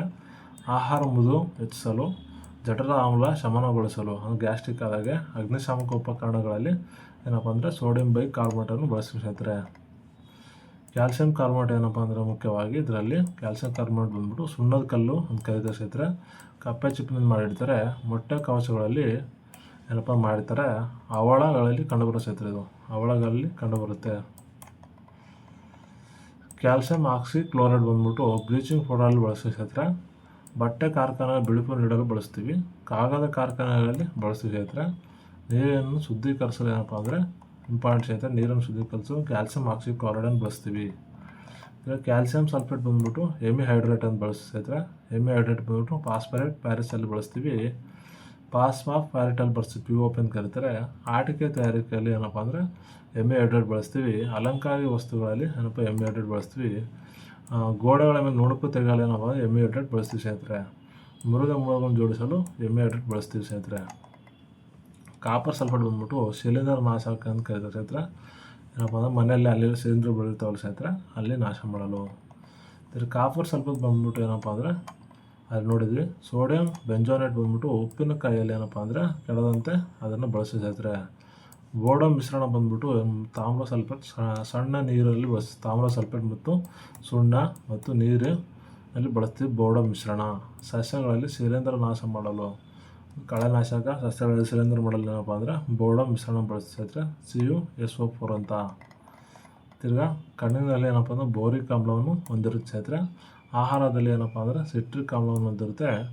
ಕಲೆಗಳ ತೆಗೆಯಲು ಏನಪ್ಪ ಅಂದರೆ ಆಕ್ಸಲಿಕ್ ಆಮ್ಲ, ಅಂದರೆ ಕಲೆಗಳೆಲ್ಲ ಇರ್ತಾವಲ್ಲ ಸ್ನೇಹಿತರೆ ಬಾಡಿಯಲ್ಲಿ, ಏನಪ್ಪ ಅಂದರೆ ಔಟ್ರನ್ನ ತೆಗೆಯಲು. ತಂಪು ಪಾನೀಯವನ್ನು ಕಾರ್ಬೋನಿಕ್ ಆಮ್ಲ ಬಳಸ್ತೀವಿ. ಬೆಂಕಿನ ಪುಡಿ ಬಂದ್ಬಿಟ್ಟು ಟಾರ್ಟರಿಕ್ ಆಮ್ಲ ಬಳಸ್ತೀವಿ ಸ್ನೇಹಿತರೆ. ಅಸಿಟಿಕ್ ಆಮ್ಲ ಏನಪ್ಪ ಅಂದರೆ ಅಡುಗೆ ತಯಾರಿಕೆಯಲ್ಲಿ ಅಸಿಟಿಕ್ ಆಮ್ಲವನ್ನು ಬಳಸ್ತೀವಿ ಸ್ನೇಹಿತರೆ. ಪಾರ್ಪರಿಕ್ ಆಮ್ಲ ಬಂದ್ಬಿಟ್ಟು ತುಕ್ಕು ತಡೆಯಲು ಏನಪ್ಪ ಅಂದರೆ ಪಾರ್ಪರಿಕ್ ಆಮ್ಲ ಅಥವಾ ಪಾಸ್ಪರಿಕ್ ಆಮ್ಲವನ್ನು ಬಳಸ್ತೀವಿ ಸ್ನೇಹಿತರೆ. ಫಾರ್ಮಿಕ್ ಆಮ್ಲ ಏನಪ್ಪ ಅಂದರೆ ಚರ್ಮದ ಚಿಕಿತ್ಸೆ ಮತ್ತು ಔಷಧಿ ನೀಡಲು ಏನಪ್ಪ ಅಂದರೆ ಫಾರ್ಮಿಕ್ ಆಮ್ಲ ಬಳಸ್ತೀವಿ. ಬಂಜೈಕ್ ಆಮ್ಲ ಏನಪ್ಪ ಅಂದರೆ ಆಹಾರ ಮತ್ತು ಪಾನೀಯಗಳಲ್ಲಿ ಏನಪ್ಪ ಅಂದರೆ ಬಳಸ್ತೀವಿ. ಆಹಾರ ಮತ್ತು ಪಾನೀಯದಲ್ಲಿ ಬಳಸ್ತೀವಿ ಬಂಜೈಕ್ ಆಮ್ಲ. ಲಿಟ್ಮಸ್ ಕಾಗದ ಬಗ್ಗೆ ನೋಡೋಣ ಸ್ನೇಹಿತರೆ. ಲಿಟ್ಮಸ್ ಕಾಗದ ಏನಪ್ಪ ಅಂದರೆ ಕಲ್ಲು ಅಂತ ಕರೀತಾರೆ. ಇದರಿಂದ ತಯಾರು ಮಾಡಲು ಸ್ನೇಹಿತರೆ ಲಿಟ್ಮಸ್ ಕಾಗದ ಇದರಿಂದ ತಯಾರಾಗುತ್ತೆ, ಕಲ್ಲು ಹೂವಿನಿಂದ. ಕಲ್ಲು ಹೂವು. ಪ್ರಮುಖ ಬಣ್ಣಗಳು ಏನಪ್ಪ ಬದಲಾವಣೆಗಳು. ಆಮ್ಲಗಳು ಬಂದ್ಬಿಟ್ಟು ಏನಪ್ಪ ನೀಲಿ ಲಿಟ್ಮಸ್ ಪೇಪರನ್ನು ಕೆಂಪು ಬಣ್ಣಕ್ಕೆ ಬದಲಾಯಿಸುತ್ತದೆ. ಅಂದರೆ ಲಿಟ್ಮಸ್ ಕಾಗದ ನೀಲಿ ಪೇಪರ್ ಇರೋದು ಏನಪ್ಪ ಲಿಟ್ಮಸ್ ಕಾಗದ ಇರುತ್ತಲ್ಲ ಸ್ನೇಹಿತರೆ, ಅದು ಪೇಪರನ್ನು ಏನಪ್ಪ ಅಂದರೆ ಕೆಂಪು ಬಣ್ಣಕ್ಕೆ ಬದಲಾಯಿಸುತ್ತೆ ಸ್ನೇಹಿತರೆ. ಅಂದರೆ ಕೆಂಪು ಲಿಟ್ಮಸ್ ಬಣ್ಣ ಬದಲಾಗೋದಿಲ್ಲ, ಅಂದರೆ ಕೆಂಪು ಲಿಟ್ಮಸ್ ಬಣ್ಣ ಬದಲಾಗೋದಿಲ್ಲ ಸ್ನೇಹಿತರೆ. ಇದು ಪ್ರತ್ಯಾಮ್ಲಗಳು ಏನಪ್ಪ ಅಂದರೆ ಕೆಂಪು ಲಿಟ್ಮಸ್ ಪೇಪರನ್ನು ಏನಪ್ಪ ಅಂದರೆ ನೀಲಿಯಾಗಿ ಬಳಸುತ್ತದೆ. ಅಂದರೆ ಕೆಂಪಾಗಿರುತ್ತೆ ಪೇಪರು, ಇದು ಕೆಂಪಿನ ಪೇಪರ್ ಆಗಿರುತ್ತೆ. ಇದು ಬಣ್ಣ ಬದಲಾಗಲ್ಲ, ಇದು ಕೆಂಪು ಪೇಪರ್ ಆಗಿರುತ್ತೆ, ಕೆಂಪು ಪೇಪರ್ ಆಗುತ್ತೆ. ಇದು ಬಣ್ಣ ಬದಲಾಗೋದಿಲ್ಲ. ಇದೇನಪ್ಪ ಅಂದರೆ ನೀಲಿ ಆಗುತ್ತೆ ಸ್ನೇಹಿತರೆ, ಇದು ನೀಲಿ ಆಗುತ್ತೆ. ತಟಸ್ಥ ದ್ರಾವಣದಲ್ಲಿ ಮುಖ್ಯವಾಗಿ ನೀಲಿ ಮತ್ತು ಕೆಂಪು ಲಿಟ್ಮಸ್ ಪೇಪರನ್ನು ಯಾವುದೇ ಬಣ್ಣ ಬದಲಾಗೋದಿಲ್ಲ. ಅಂದರೆ ಶುದ್ಧ ನೀರಲ್ಲಿ ಯಾವುದೇ ಬದಲಾವಣೆ ಆಗಲ್ಲ ಸ್ನೇಹಿತರೆ. ಯಾವುದು ನೀಲಿ ಮತ್ತು ಕೆಂಪು. ಶುದ್ಧ ನೀರು ಏನಪ್ಪ ಅಂದರೆ ಮಳೆ ಹನಿ ಆಗಿರೋ ಸ್ನೇಹಿತರೆ ಶುದ್ಧ ನೀರಾಗುತ್ತೆ, ಮಳೆ ಹನಿ. ಲಿಟ್ಮಸ್ನ ವಿಧಗಳು ಏನಪ್ಪ ಅಂದರೆ ಮುಖ್ಯವಾಗಿ ನೀಲಿ ಲಿಟ್ಮಸ್ ಏನಪ್ಪ ಅಂದರೆ ಕೆಂಪು ಬಣ್ಣಕ್ಕೆ ಬದಲಾಗುತ್ತೆ ಸ್ನೇಹಿತರೆ. ಇದು ನೀಲಿ ಲಿಟ್ಮಸ್ ಏನಪ್ಪ ಅಂದರೆ ಆಮ್ಲದೊಂದಿಗೆ ಬೆರೆಸಿದಾಗ ಕೆಂಪಾಗುತ್ತೆ. ಅದೇ ಪ್ರತ್ಯಾಮ್ಲದೊಂದಿಗೆ ಬೆರೆಸಿದಾಗ ಯಾವುದೇ ಬದಲಾವಣೆ ಆಗಲ್ಲ, ನೀಲಿಯಾಗಿ ಉಳ್ಕೊಳ್ಳುತ್ತೆ ಸ್ನೇಹಿತರೆ. ಇದು ಪ್ರತ್ಯಾಮ್ಲ ಬೆರೆಸಿದಾಗ ಏನಪ್ಪ ಅಂದರೆ ಲಿಟ್ಮಸ್ ಕಾಗದ ಬದಲಾಗೋದಿಲ್ಲ. ಕೇಳ್ತಾರೆ, ವೆರಿ ಇಂಪಾರ್ಟೆಂಟ್ ಸ್ನೇಹಿತರೆ, ಹೇಳ್ತೀನಿ. ಯೂನಿವರ್ಸಲ್ pH ಬಂದ್ಬಿಟ್ಟು ಇದರಲ್ಲಿ ಕೆಂಪು ಲಿಟ್ಮಸ್ ಕಾಗದ ಯೂನಿವರ್ಸಲ್ pH ಬಂದ್ಬಿಟ್ಟು ಕೆಂಪು, ಕಿತ್ತಳೆ, ಹಳದಿಯಲ್ಲಿ ಕಾಣಬಹುದು. ತಿರ್ಗೇನಪ್ಪ ಹಸಿರು, ನೀಲಿ, ನೇರಳೆಯಲ್ಲಿ ಏನಪ್ಪ ಅಂದರೆ ಪ್ರತ್ಯಾಮ್ಲ ಕಾಣ್ಬೋದು ಸ್ನೇಹಿತರೆ. ಇವು ವೆರಿ ಇಂಪಾರ್ಟೆಂಟು. ಇಲ್ಲಿ ನೋಡೋಣ ಸ್ನೇಹಿತರೆ, ನೀಲಿ ಲಿಟ್ಮಸನ್ನು ಕೆಂಪು ಬಣ್ಣಕ್ಕೆ ತಿರುಗಿಸುತ್ತೆ ಸ್ನೇಹಿತರೆ. ಇದು ಹುಳಿ ರುಚಿಯನ್ನು ಹೊಂದಿದೆ. ಅಂದರೆ ನೀಲಿ ಲಿಟ್ಮಸ್ ಏನಪ್ಪ ಅಂದರೆ ಕೆಂಪಾಗುತ್ತೆ ಸ್ನೇಹಿತರೆ. ಅದೇ ಕೆಂಪು ಲಿಟ್ಮಸ್ ಏನಪ್ಪ ಅಂದರೆ ನೀಲಿ ಆಗುತ್ತೆ. ಇದು ಉಲ್ಟಾ ಸ್ನೇಹಿತರೆ. ಇದು ಒಗರು ರುಚಿಯನ್ನು ಹೊಂದಿದೆ. ಅರೇನಿಯ ಸಿದ್ಧಾಂತ ಏನಪ್ಪ ಅಂದರೆ ಹೈಡ್ರೋಜನ್ ಪ್ಲಸ್ ಅಯಾನನ್ನು ಹೊಂದಿದೆ ಸ್ನೇಹಿತರೆ. ಅಂದರೆ ಒಂದೊಂದು ಅಂದರೆ ಬಿಟ್ಟು ಕೊಡುತ್ತೆ. ಇದು ಯಾಕಪ್ಪ ಅಂದರೆ ಅರೇನಿಯ ಸಿದ್ಧಾಂತದಲ್ಲಿ ಏನಪ್ಪ ಅಂದರೆ ಆಮ್ಲಗಳು ಬಿಟ್ಟು ಕೊಡ್ತವೆ. ಹೈಡ್ರಾಕ್ಸೈಡ್ ಬಂದ್ಬಿಟ್ಟು ಏನಪ್ಪ ಅಂದರೆ ಇದು ಬಿಟ್ಟುಕೊಡುತ್ತೆ ಸ್ನೇಹಿತರೆ. ಇದರಲ್ಲಿ ಬೋರ್ನಿಯನ್ ಸಿದ್ಧಾಂತ ಮತ್ತು ಪ್ರೋಟಾನ್ ದಾನಿ ಅಂತ ಕರೀತಾರೆ. ಬೋರ್ನೆಟ್ ಬ್ಲೋರಿ ಸಿದ್ಧಾಂತ ಪ್ರೋಟಾನ್ ದಾನಿ. ಪ್ರಥಮ ಪ್ರೋಟಾನ್ ಸ್ವೀಕಾರ ಅಂತ ಕರೀತಾರೆ. ಕೆಳಗಡೆ ನೋಡೋಣ ಸ್ನೇಹಿತರೆ, ಇನ್ನೂ ಇದೆ. ಆಲ್ರೆಡಿ ಹುಳಿ ರುಚಿ ಹೊಂದಿದೆ, ಕಹಿ ರುಚಿ ಹೊಂದಿದೆ. ಏನಪ್ಪ ಜಲೀಯ ದಾನ ಹೈಡ್ರೋಜನ್ ಪ್ಲಸ್ ಏನಪ್ಪ ಅಂದರೆ ಬಿಡುಗಡೆ ಮಾಡುತ್ತೆ. ಏನಪ್ಪ ಅಂದರೆ ಇದು ಹೈಡ್ರಾಕ್ಸೈಡನ್ನು ಬಿಡುಗಡೆ ಮಾಡುತ್ತೆ. ಇದು ಪ್ರೋಟಾನ್ ದಾನಿ ಆಗಿರುತ್ತೆ. ಏನಪ್ಪ ಆಮ್ಲ ಪ್ರತ್ಯಾಮ್ಲ ಪ್ರೋಟಾನ್ ಸ್ವೀಕಾರ ಆಗಿದೆ ಸ್ನೇಹಿತರೆ. ಇದು ಬೊರೋನಿಯನ್ ಲೋರಿ ತತ್ವ ಅಂತ ಕರೀತಾರೆ. ಏನಪ್ಪ ಲೋಯಿಸ್ ಸಿದ್ಧಾಂತದಲ್ಲಿ ಮುಖ್ಯವಾಗಿ ಇದು ಎಲೆಕ್ಟ್ರಾನ್ ಸ್ವೀಕಾರ ಆಗಿದೆ ಆಮ್ಲ. ತಿರ್ಗಿ ಏನಪ್ಪ ಅಂದರೆ ಲೋಯಿಸ್ ಸಿದ್ಧಾಂತದಲ್ಲಿ ಎಲೆಕ್ಟ್ರಾನ್ ದಾನಿ ಆಗಿದೆ ಸ್ನೇಹಿತರೆ. ಇದು ಸಿದ್ಧಾಂತಗಳು ನೋಡ್ಕೊಳ್ತಿದ್ರೆ ಅರೇನಿಯನ್ ಸಿದ್ಧಾಂತದ ಪ್ರಕಾರ ಏನಪ್ಪ ಅಂದರೆ ಹೈಡ್ರಾಕ್ಸೈಡ್ ಏನಪ್ಪ ಅಂತಂದರೆ ಪ್ಲಸ್ಸನ್ನು ಹೊಂದಿದೆ, ಹೈಡ್ರಾಕ್ಸೈಡ್ ಮೈನಸನ್ನು ಹೊಂದಿದೆ. ನೀರಾವಿ ಆಮ್ಲಗಳು ಮುಖ್ಯವಾಗಿ ಏನಪ್ಪ ಅಂದರೆ ಖನಿಜಾಂಶಗಳನ್ನು ತಯಾರಿಸಲ್ಪಟ್ಟ ಪ್ರಬಲ ಆಮ್ಲಗಳು. ನೀರಾವಿ ಆಮ್ಲಗಳು ಖನಿಜಾಂಶಗಳನ್ನು ತಯಾರಿಸಲು ಪ್ರಬಲ ಆಮ್ಲಗಳು. ಅಂದರೆ ನೀರಾವಿ ಆಮ್ಲಗಳು ಅಂದರೆ ಖನಿಜಾಂಶಗಳಿಂದ ತಯಾರಿಸಿದ ಪ್ರಬಲ ಆಮ್ಲಗಳಾಗಿರ್ತವೆ ಸ್ನೇಹಿತರೆ ಅವು. ಯಾವ ನೀರಾವಿ ಆಮ್ಲಗಳು ಸಾವಯವ ಬರ್ತವೆ ಸ್ನೇಹಿತರೆ. ಅದೇ ನೀರಾವಿ ಯಾವ ನೋಡೋಣ. ಹೈಡ್ರೋಕ್ಲೋರಿಕ್ ಆಮ್ಲ ಇದು ನೀರಾವಿ ಆಮ್ಲ ಆಗಿದೆ. ಇದು ಮಾನವ ಜಠರದಲ್ಲಿ ನೈಸರ್ಗಿಕ ಬಿಡುಗಡೆಯಾಗಿ ಆಹಾರ ಜೀರ್ಣ ಮಾಡಲು ಏನಪ್ಪ ಅಂದರೆ ಸಹಾಯ ಮಾಡಿ ಸ್ನೇಹಿತರೆ ಹೈಡ್ರೋಕ್ಲೋರಿಕ್ ಆಮ್ಲ. ಇದ್ರ ಬಳಕೆ ಕೈಗಾರಿಕೆ ಲೋಹಗಳನ್ನು ಸ್ವಚ್ಛಗೊಳಿಸಲು ಮತ್ತು PVC ಪೈಪ್ಗಳು ಕೊಳೆಯದಂತೆ ಏನಪ್ಪ ಅಂದ್ರೆ ಪ್ಲಾಸ್ಟಿಕ್ ತಯಾರಿಕೆ ಬಳಸ್ತೀವಿ ಸ್ನೇಹಿತರೆ. ಅದು ಹೈಡ್ರೋಕ್ಲೋರಿಕ್ ಆಮ್ಲವನ್ನು ಕೈಗಾರಿಕೆಯಲ್ಲಿ ಬಳಸ್ತೀವಿ ಮತ್ತು PVC ಪೈಪ್ಗಳಲ್ಲಿ ಸಹ ಬಳಸ್ತೀವಿ. ತಿರ್ಗಿ ಅಮೋನಿಯಂ ಬಂದ್ಬಿಟ್ಟು ಏನಪ್ಪ ಅಂದರೆ ಮುಖ್ಯವಾಗಿ ಇದು ಅಮೋನಿಯಂ ಪಟ್ಟಿಯಲ್ಲಿ ಮುಖ್ಯವಾಗಿ ಪ್ರತ್ಯಾಮ್ಲ ಆಗಿರುತ್ತೆ ಸ್ನೇಹಿತರೆ. ಅಮೋನಿಯಂ ಒಂದು ಪ್ರತ್ಯಾಮ್ಲ ಆಗಿರುತ್ತೆ. ರಸಗೊಬ್ಬರದಲ್ಲಿ ಬಳಸ್ತೀವಿ, ಮನೆ ಸ್ವಚ್ಛಗೊಳಿಸಲು ದ್ರಾವಕವಾಗಿ ಬಳಸ್ತೀವಿ. ಸಲ್ಫ್ಯೂರಿಕ್ ಆಮ್ಲ ರಾಸಾಯನಿಕಗಳ ರಾಜ ಅಂತ ಕರೀತಾರೆ, ಕಿಂಗ್ ಆಫ್ ಕೆಮಿಕಲ್ ಅಂತ ಕರೀತಾರೆ ಸ್ನೇಹಿತರೆ ಸಲ್ಫ್ಯೂರಿಕ್ ರಾಜ. ಕಾರು ಮತ್ತು ವಾಹನ ಬ್ಯಾಟ್ರಿಗಳಲ್ಲಿ ಸಲ್ಫ್ಯೂರಿಕ್ ಆಮ್ಲ ಬಳಸ್ತೀವಿ. ರಸಗೊಬ್ಬರಗಳಲ್ಲಿ ಮತ್ತು ಬಣ್ಣದ ವಸ್ತುಗಳು ಮತ್ತು ಡಿಟರ್ಜೆಂಟಲ್ಲಿ ಬಳಸ್ತೀವಿ. ಫಾಸ್ಫರಿಕ್ ಆಮ್ಲ ಅಂದ್ಬಿಟ್ಟು ಒಂದು ಸಾಧಾರಣ ಅಜೈವಿಕ ಆಮ್ಲ ಆಗಿರ್ತದೆ. ಫಾಸ್ಫರಿಕ್ ಆಮ್ಲ ಮುಖ್ಯವಾಗಿ ಕೋಕೋ ಕೋಲಾದಲ್ಲಿ ಬಳಸ್ತೀವಿ. ಫಾಸ್ಫರಿಕ್ ಆಮ್ಲ ಕೋಕೋ ಕೋಲಾದಲ್ಲಿ ಬಳಸ್ತೀವಿ, ಪಾನೀಯವಾಗಿ ಬಳಸ್ತೀವಿ ಸ್ನೇಹಿತರೆ. ಇದು ಹುಳಿ ರುಚಿಯನ್ನು ಹೊಂದಿದೆ. ಕಬ್ಬಿಣ ತುಕ್ಕುಡಿ ತರಿಸಿದ್ರೆ ಅದನ್ನು ಸಡಿಲಗೊಳಿಸಲು ಏನಪ್ಪ ಅಂತಂದರೆ ನಾವು ಫಾಸ್ಫರಿಕ್ ಆಮ್ಲವನ್ನು ಬಳಸ್ತೀವಿ. ಆಕ್ಸಾಲಿಕ್ ಆಮ್ಲ ಏನಪ್ಪ ಅಂದರೆ ಟೊಮೊಟೊ ಮತ್ತು ಪಾಲಕ್ ಸೊಪ್ಪಿನಲ್ಲಿ ಏನಪ್ಪ ಅಂದರೆ ಇರುತ್ತೆ ಸ್ನೇಹಿತರೆ. ಇದು ಮಸಿ, ಬಟ್ಟೆಗಳ ಮೇಲಿನ ಮಸಿ ತುಕ್ಕು ಕಲೆಗಳನ್ನು ಬ್ಲೀಚಿಂಗ್ ಪೌಡ್ರ್ ಹಾಕ್ಬಿಟ್ಟು ಏನಪ್ಪ ಅಂದರೆ ಕಳೆನಾಶಕವಾಗಿ ಬಳಸ್ತೀವಿ ಸ್ನೇಹಿತರೆ. ಅದರಲ್ಲಿ ಬಟ್ಟೆಗಳನ್ನು ಸ್ವಚ್ಛಗೊಳಿಸಲು ಆಕ್ಸಾಲಿಕ್ ಆಮ್ಲ ಬಳಸ್ತೀವಿ. ಮತ್ತು ಸಾವಯವ ಆಮ್ಲಗಳು ನೋಡೋಣ ಸ್ನೇಹಿತರೆ. ಸಾವಯವ ಆಮ್ಲಗಳು ಏನಪ್ಪ ಅಂದರೆ ಮುಖ್ಯವಾಗಿ ಇದರಲ್ಲಿ ಸಸ್ಯ ಮತ್ತು ಪ್ರಾಣಿಗಳಿಂದ ನೈಸರ್ಗಿಕವಾಗಿ ಸಿಗುವ ಆಮ್ಲಗಳು ದುರ್ಬಲ ಆಮ್ಲಗಳಾಗಿದೆ. ಸಸ್ಯ ಮತ್ತು ಪ್ರಾಣಿಯಿಂದ ಸಾವಯವ ಆಮ್ಲಗಳು ಸಿಗ್ತವೆ ಸ್ನೇಹಿತರೆ. ಸಾವಯವ ಫಾರ್ಮಿಕ್ ಆಮ್ಲವು ಕೆಂಪು ಇರುವೆ ಕಡಿತದಿಂದ ಏನಪ್ಪ ಅಂದರೆ ಊತ ಉಂಟಾಗುತ್ತಲ್ಲ ಸಹ ಫಾರ್ಮಿಕ್ ಆಮ್ಲದಿಂದ. ಚರ್ಮದ ಉದ್ಯಮಗಳಲ್ಲಿ ಬಳಸ್ತೀವಿ, ಚರ್ಮದ ಉದ್ಯಮ. ಮತ್ತು ರಸಗೊಬ್ಬರ ಗಟ್ಟಿಯಾಗಲು ಏನಪ್ಪ ಅಂದರೆ ಇದನ್ನು ಬಳಸ್ತೀವಿ. ರಸಗೊಬ್ಬರ ಗಟ್ಟಿಯಾಗಲು ಬಳಸ್ತೀವಿ ಸ್ನೇಹಿತರೆ.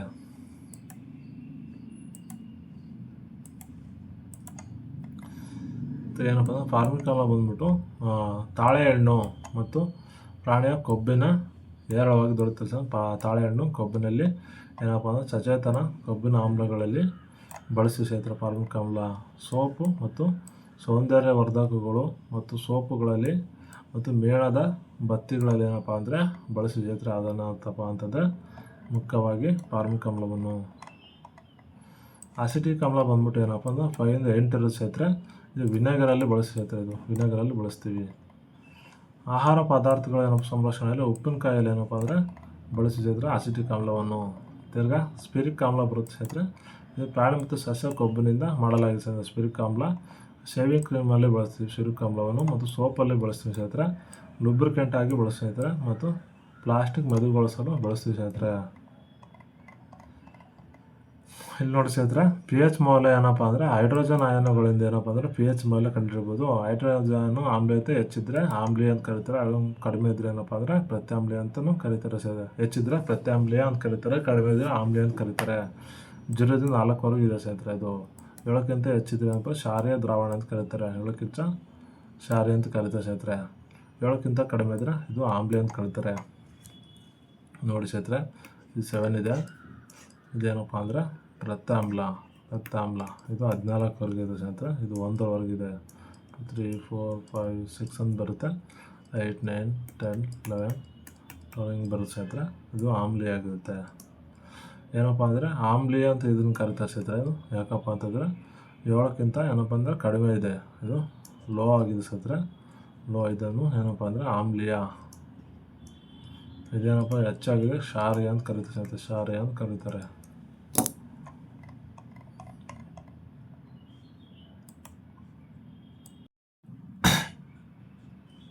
ನೋಡಿ ಸ್ನೇಹಿತರೆ, ಇಲ್ಲೊಂದು ಟೇಬಲ್ ಇದೆ. ಇದರಲ್ಲಿ ಎಕ್ಸಾಮ್ ಕೇಳ್ತಾರೆ ಸ್ನೇಹಿತರೆ. 0 ಏನಪ್ಪ ಅಂದರೆ ಬ್ಯಾಟ್ರಿ ಆ್ಯಸಿಡ್ಗಳಲ್ಲಿ ಏನಪ್ಪ ಅಂದರೆ ಬಳಸ್ತೀವಿ.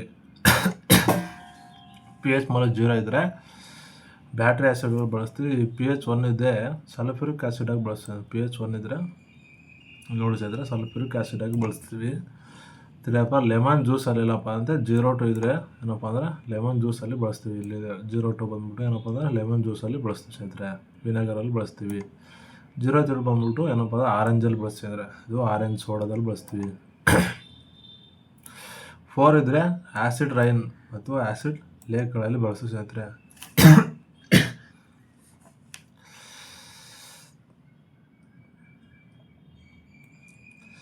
ಏನಪ್ಪ ಅಂದರೆ ನೆಕ್ಸ್ಟು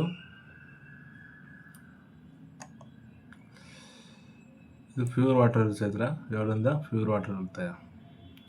pH 6 ಬಂದ್ಬಿಟ್ಟು ಏನಪ್ಪ ಅಂದರೆ ಹಾಲಲ್ಲಿ ಬಳಸ್ತೀವಿ ಸ್ನೇಹಿತರೆ, ಇದು ಹಾಲಲ್ಲಿ ಬಳಸ್ತೀವಿ. pH 6 ಬಂದ್ಬಿಟ್ಟು pH ಬಂದು ಬನಾನಾಸು ಕ್ಲೀನ್ ಡ್ರೈನಲ್ಲಿ ಬಳಸ್ತೀವಿ. ನೋಡಿ ಸರ್ 11 ಇದೆ, ಅಮೇನಿಯಾದಲ್ಲಿ 11 ಬಳಸ್ತೀವಿ ಸ್ನೇಹಿತರೆ. ಬ್ಲೀಚಿಂಗಲ್ಲಿ ಏನಪ್ಪ ಅಂದರೆ 13 pH ಇರುತ್ತೆ ಸ್ನೇಹಿತರೆ ಬ್ಲೀಚಿಂಗಲ್ಲಿ. ಮಿಲ್ಕ್ ಆಫ್ ಮೆಗ್ನೀಷಿಯಮ್ ಅಂತ ಕೇಳಿದಾರೆ ಸ್ನೇಹಿತರೆ ಎಕ್ಸಾಮ್ಗೆ, 10 ಇದೆ ಸ್ನೇಹಿತರೆ. ಇದು milk of magnesium very very important ಸ್ನೇಹಿತರೆ. ಇದು ನೋಡ್ಕೊಳ್ಳಿ ಸ್ನೇಹಿತರೆ, very very important. pH scale battery acid ನೋಡಿ ಸ್ನೇಹಿತರೆ, 0ದಿಂದ ಸ್ಟಾರ್ಟ್ ಆಗಿದೆ ಬ್ಯಾಟ್ರಿ ಆ್ಯಸಿಡ್ಡು. ಏನಪ್ಪ ಅಂದರೆ ಮಿಲ್ಕ್ ಆಫ್ ಮೆಗ್ನೀಷಿಯಮ್ ಏನಪ್ಪ ಅಂದರೆ ಇದು 7 ಇದೆ ಸ್ನೇಹಿತರೆ. ಬ್ಯಾಟ್ರಿ ಆ್ಯಸಿಡ್ ಏನಪ್ಪ ಅಂದರೆ 0 ಇದೆ. ಸ್ಟಮಕ್ ಆ್ಯಸಿಡ್ ಬಂದ್ಬಿಟ್ಟು 1 ಇದೆ ಸ್ನೇಹಿತರೆ. ವಿನೆಗರ್ ಬಂದ್ಬಿಟ್ಟು ಅದು 3ರಲ್ಲಿದೆ ಸ್ನೇಹಿತರೆ. ಕಾಫಿಲ್ ಬಂದ್ಬಿಟ್ಟು 0.5 ಬಳಸಿದೆ ಸ್ನೇಹಿತರೆ, ಕಾಫಿಲ್ 0.5. ಈ ಕಡೆ ನೋಡೋಣ ಸ್ನೇಹಿತರೆ, ಇದು ಏನಪ್ಪ ಅಂದರೆ ಸೋಪಲ್ಲಿ ಏನಪ್ಪ ಅಂದರೆ 12 ಇದೆ ಸ್ನೇಹಿತರೆ, ಸೋಪಲ್ಲಿ 12 ಇದೆ. ಮಿಲ್ಕ್ ಆಫ್ ಮೆಗ್ನೀಷಿಯಮ್ ಬಂದ್ಬಿಟ್ಟು 10 ಇದೆ ಸ್ನೇಹಿತರೆ. ಇದು ಇವೆಲ್ಲ ಎಕ್ಸಾಮ್ ಕೇಳ್ತಾರೆ ಸ್ನೇಹಿತರೆ, ನೋಡ್ಕೊಳ್ಳಿ. ಒಂದು ಟೇಬಲ್ ಸ್ಕ್ರೀನ್ ಶಾಟ್ ಹೊಡ್ಕೊಬೇಡಿ, ಇದು ಒಂದು ಸ್ಕ್ರೀನ್ ಶಾಟ್ ಹೊಡ್ಕೊಳ್ಳಿ. ಇದು ಸೇಮ್ ನೋಡಿ ಸ್ನೇಹಿತರೆ, ಇದರಲ್ಲಿ 0.1 ಸಲ್ಫ್ಯೂರಿಕ್ ಆ್ಯಸಿಡು, 0.2 ಬಂದ್ಬಿಟ್ಟು ಸ್ಟಮಕ್ ಆ್ಯಸಿಡು ಲೆಮನಲ್ಲಿ ಬಳಸ್ತೀವಿ. ಆಲ್ರೆಡಿ ನೋಡಿದ್ವಲ್ಲ ಸ್ನೇಹಿತರೆ, ಅದರಲ್ಲೇ ಇದೆ. ವಿನೆಗರ್ ಬಳಸ್ತೀವಿ ಸ್ನೇಹಿತರೆ. ಆರೆಂಜ್ ಜ್ಯೂಸ್ ಏನಪ್ಪ ಅಂದರೆ 4ರಲ್ಲಿ ಬಳಸ್ತೀವಿ. ಇದೊಂದು ಸ್ಕ್ರೀನ್ ಶಾಟ್ ಹೊಡ್ಕೊಬಿಡಿ, ನ್ಯಾಚುರಲ್ಲು.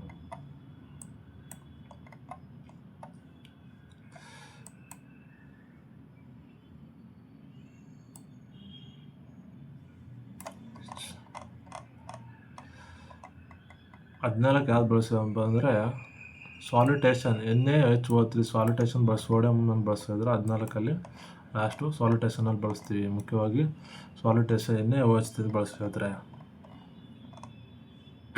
13 ಬಂದ್ಬಿಟ್ಟು ಹೌಸ್ ಹೋಲ್ಡ್ ಬೀಚ್ ಅಂತ ಬಳಸಿದ್ರೆ NaLO ಬಳಸಿದ್ರೆ.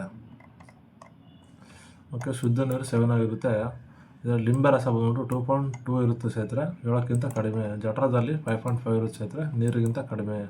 ಸೋಡಿಯಂ ಹೈಡ್ರಾಕ್ಸೈಡ್ ಏನಪ್ಪ ಅಂದರೆ ನೀರಿಗಿಂತ ಹೆಚ್ಚಾಗಿರುತ್ತೆ ಸ್ನೇಹಿತರೆ, 14 ಇದೆ. ಸೋಡಿಯಂ ಹೈಡ್ರಾಕ್ಸೈಡ್ ಏನಪ್ಪ ಅಂದರೆ ಇದೇ ಸ್ನೇಹಿತರೆ, ನಾನು ಹೇಳಿದ್ದು ಸೋಡಿಯಂ ಹೈಡ್ರಾಕ್ಸೈಡ್ 14 ಇರುತ್ತೆ. ಮಿಲ್ಕ್ ಆಫ್ ಮೆಗ್ನೀಷಿಯಮ್ ಬಂದ್ಬಿಟ್ಟು 10 ಆಗಿರುತ್ತೆ ಸ್ನೇಹಿತರೆ. ಇದು ಎಕ್ಸಾಮ್ ಕೇಳ್ತಾರೆ.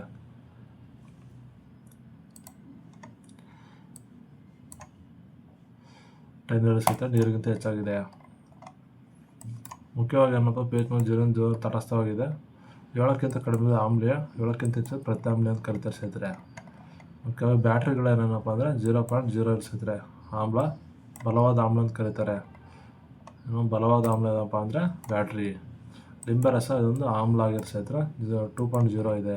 ಕಾಫಿ 5 ಬಳಸ್ತಾ ಸ್ನೇಹಿತರೆ, 5.0 pH. ಹಾಲು ಬಂದ್ಬಿಟ್ಟು 6.5 ಇದೆ ಸ್ನೇಹಿತರೆ. ಶುದ್ಧ ನೀರು ಬಂದ್ಬಿಟ್ಟು ರಕ್ತ ಬಂದ್ಬಿಟ್ಟು 7.0 ಇದೆ, ತಟಸ್ಥ ಆಮ್ಲ ಆಗಿದೆ. ಅಡುಗೆ ಸೋಡಾ ಬಂದ್ಬಿಟ್ಟು 9.0 ಇದೆ ಸ್ನೇಹಿತರೆ, ಇದೊಂದು ಪ್ರತ್ಯಾಮ್ಲ ಆಗಿದೆ. ಬ್ಲೀಚಿಂಗ್ ಪೌಡ್ರ್ 12 ಇದೆ ಸ್ನೇಹಿತರೆ.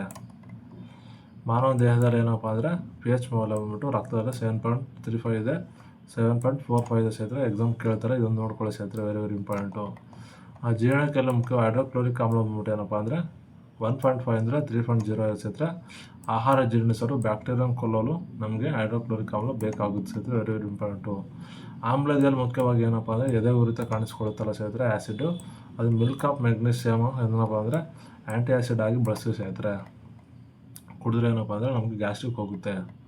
ಅಲ್ಲಿನ ಸವೆತದಲ್ಲಿ ಬಂದ್ಬಿಟ್ಟು 5.5ಗಿಂತ ಕಡಿಮೆ ಇದ್ದಾಗ ಅಲ್ಲಿನಲ್ಲಿ ಎನಮಲ್ ಅಂಶ ಸವೆಯುತ್ತೆ ಸ್ನೇಹಿತರೆ. pH ಮೌಲ್ಯ ಬಾಯಲ್ಲಿ 5.5ಗಿಂತ ಕಡಿಮೆ ಇದ್ದಾಗ ಎನಮಲ್ ಅಂಶ ಏನಪ್ಪ ಅಂದರೆ ಅಲ್ಲಿ ಮೇಲೆ ಮುಂದೆ ಇರುತ್ತಲ್ಲ ಸ್ನೇಹಿತರೆ, ಎಲ್ಲೂ ಇರುತ್ತೆ, ಅಲ್ಲಿ ಮೇಲೆ ಎನಮಲ್ ಅಂಶ ಇರುತ್ತೆ ಸ್ನೇಹಿತರೆ. ಆಮ್ಲಗಳು ಬಂದ್ಬಿಟ್ಟಿದ್ದಾರೆ, ಮುಖ್ಯವಾಗಿ 5.6 ಇರುತ್ತೆ ಸ್ನೇಹಿತರೆ. ಆಮ್ಲಗಳು 5.6ಗಿಂತ ಕಡಿಮೆ ಆದರೆ ಏನಪ್ಪ ಅಂದರೆ ಅದನ್ನು ಆಮ್ಲ ಮಳೆ ಅಂತ ಕರೀತಾರೆ. ಆಮ್ಲ ಮಳೆ ಏನಪ್ಪ ಆ್ಯಸಿಡ್ ರೈನ್. 5.6ಗಿಂತ ಇದ್ದರೆ ಅದೇನಪ್ಪ ಅಂದರೆ ಆ್ಯಸಿಡ್ ಅಂತ ಕರೀತಾರೆ. ಕಾರ್ಖಾನೆ ಬಿಡುಗಡೆ ಆಗುತ್ತೆ ಸ್ನೇಹಿತರೆ.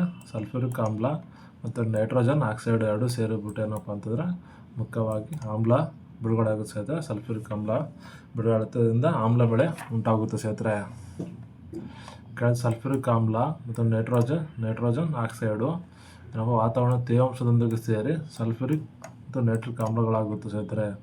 ಏನಪ್ಪ ಆಮ್ಲ ಬಂದ್ಬಿಟ್ಟು ಜಲಚರ ನಾಶ ಮಾಡಲು ಏನಪ್ಪ ಕಾರಣವಾಗಿದೆ ಸ್ನೇಹಿತರೆ. ಮೀನುಗಳು ನಾಶವಾಗುತ್ತೆ, ಮಣ್ಣಿನ ಫಲವತ್ತತೆ ಕಡಿಮೆ ಆಗುತ್ತೆ ಆಮ್ಲ ಮಳೆಯಿಂದ.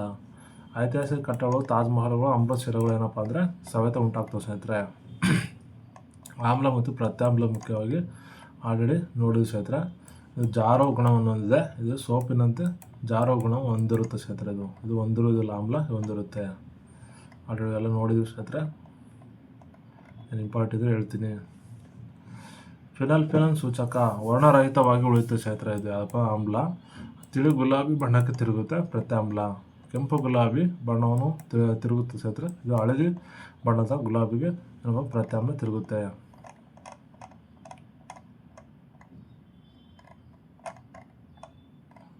ಓಕೆ, ಕರೆಕ್ಟಾಗಿ ಹೇಳಿದ್ದೀನಿ. ನೆಕ್ಸ್ಟ್ ಆಮ್ಲಗಳು ಬಂದ್ಬಿಟ್ಟು ಹೈಡ್ರೋಕ್ಲೋರಿಕ್ ಆಮ್ಲ, ಸಲ್ಫ್ಯೂರಿಕ್ ಆಮ್ಲ, ಲಿಂಬೆ ರಸ, ಸಿಟ್ರಿಕ್ ಆಮ್ಲ ಮತ್ತು ಮೊಸರು ಲ್ಯಾಕ್ಟಿಕ್ ಆಮ್ಲ ಆಮ್ಲಗಳಾಗುತ್ತೆ. ಪ್ರತ್ಯಾಮ್ಲಗಳು ಬಂದು ಸೋಡಿಯಂ ಹೈಡ್ರಾಕ್ಸೈಡ್, ಅದೇ ಆಕ್ಸೈಡ್ ಅಂತ ಇರುತ್ತಲ್ಲ ಸ್ನೇಹಿತರೆ, ಅದನ್ನು ಈಸಿಯಾಗಿ ಕಂಡುಹಿಡಬಹುದು. ಕ್ಯಾಲ್ಸಿಯಂ ಹೈಡ್ರಾಕ್ಸೈಡ್, ಸೋಪಿನ ನೀರು ಮತ್ತು ಮಿಲ್ಕ್ ಆಫ್ ಮ್ಯಾಗ್ನೀಷಿಯಂ ಅಂತ ಕರೀತಾರೆ. ಅಂದರೆ ಏನಪ್ಪ ಅಂದರೆ ಆಕ್ಸೈಡ್ ಅಂತಿದ್ರೆ ಏನಪ್ಪ ಅಂದರೆ ಅದಕ್ಕೆ ಪ್ರತ್ಯಾಮ್ಲ ಹಾಕ್ಬಿಡಿ ಸ್ನೇಹಿತರೆ.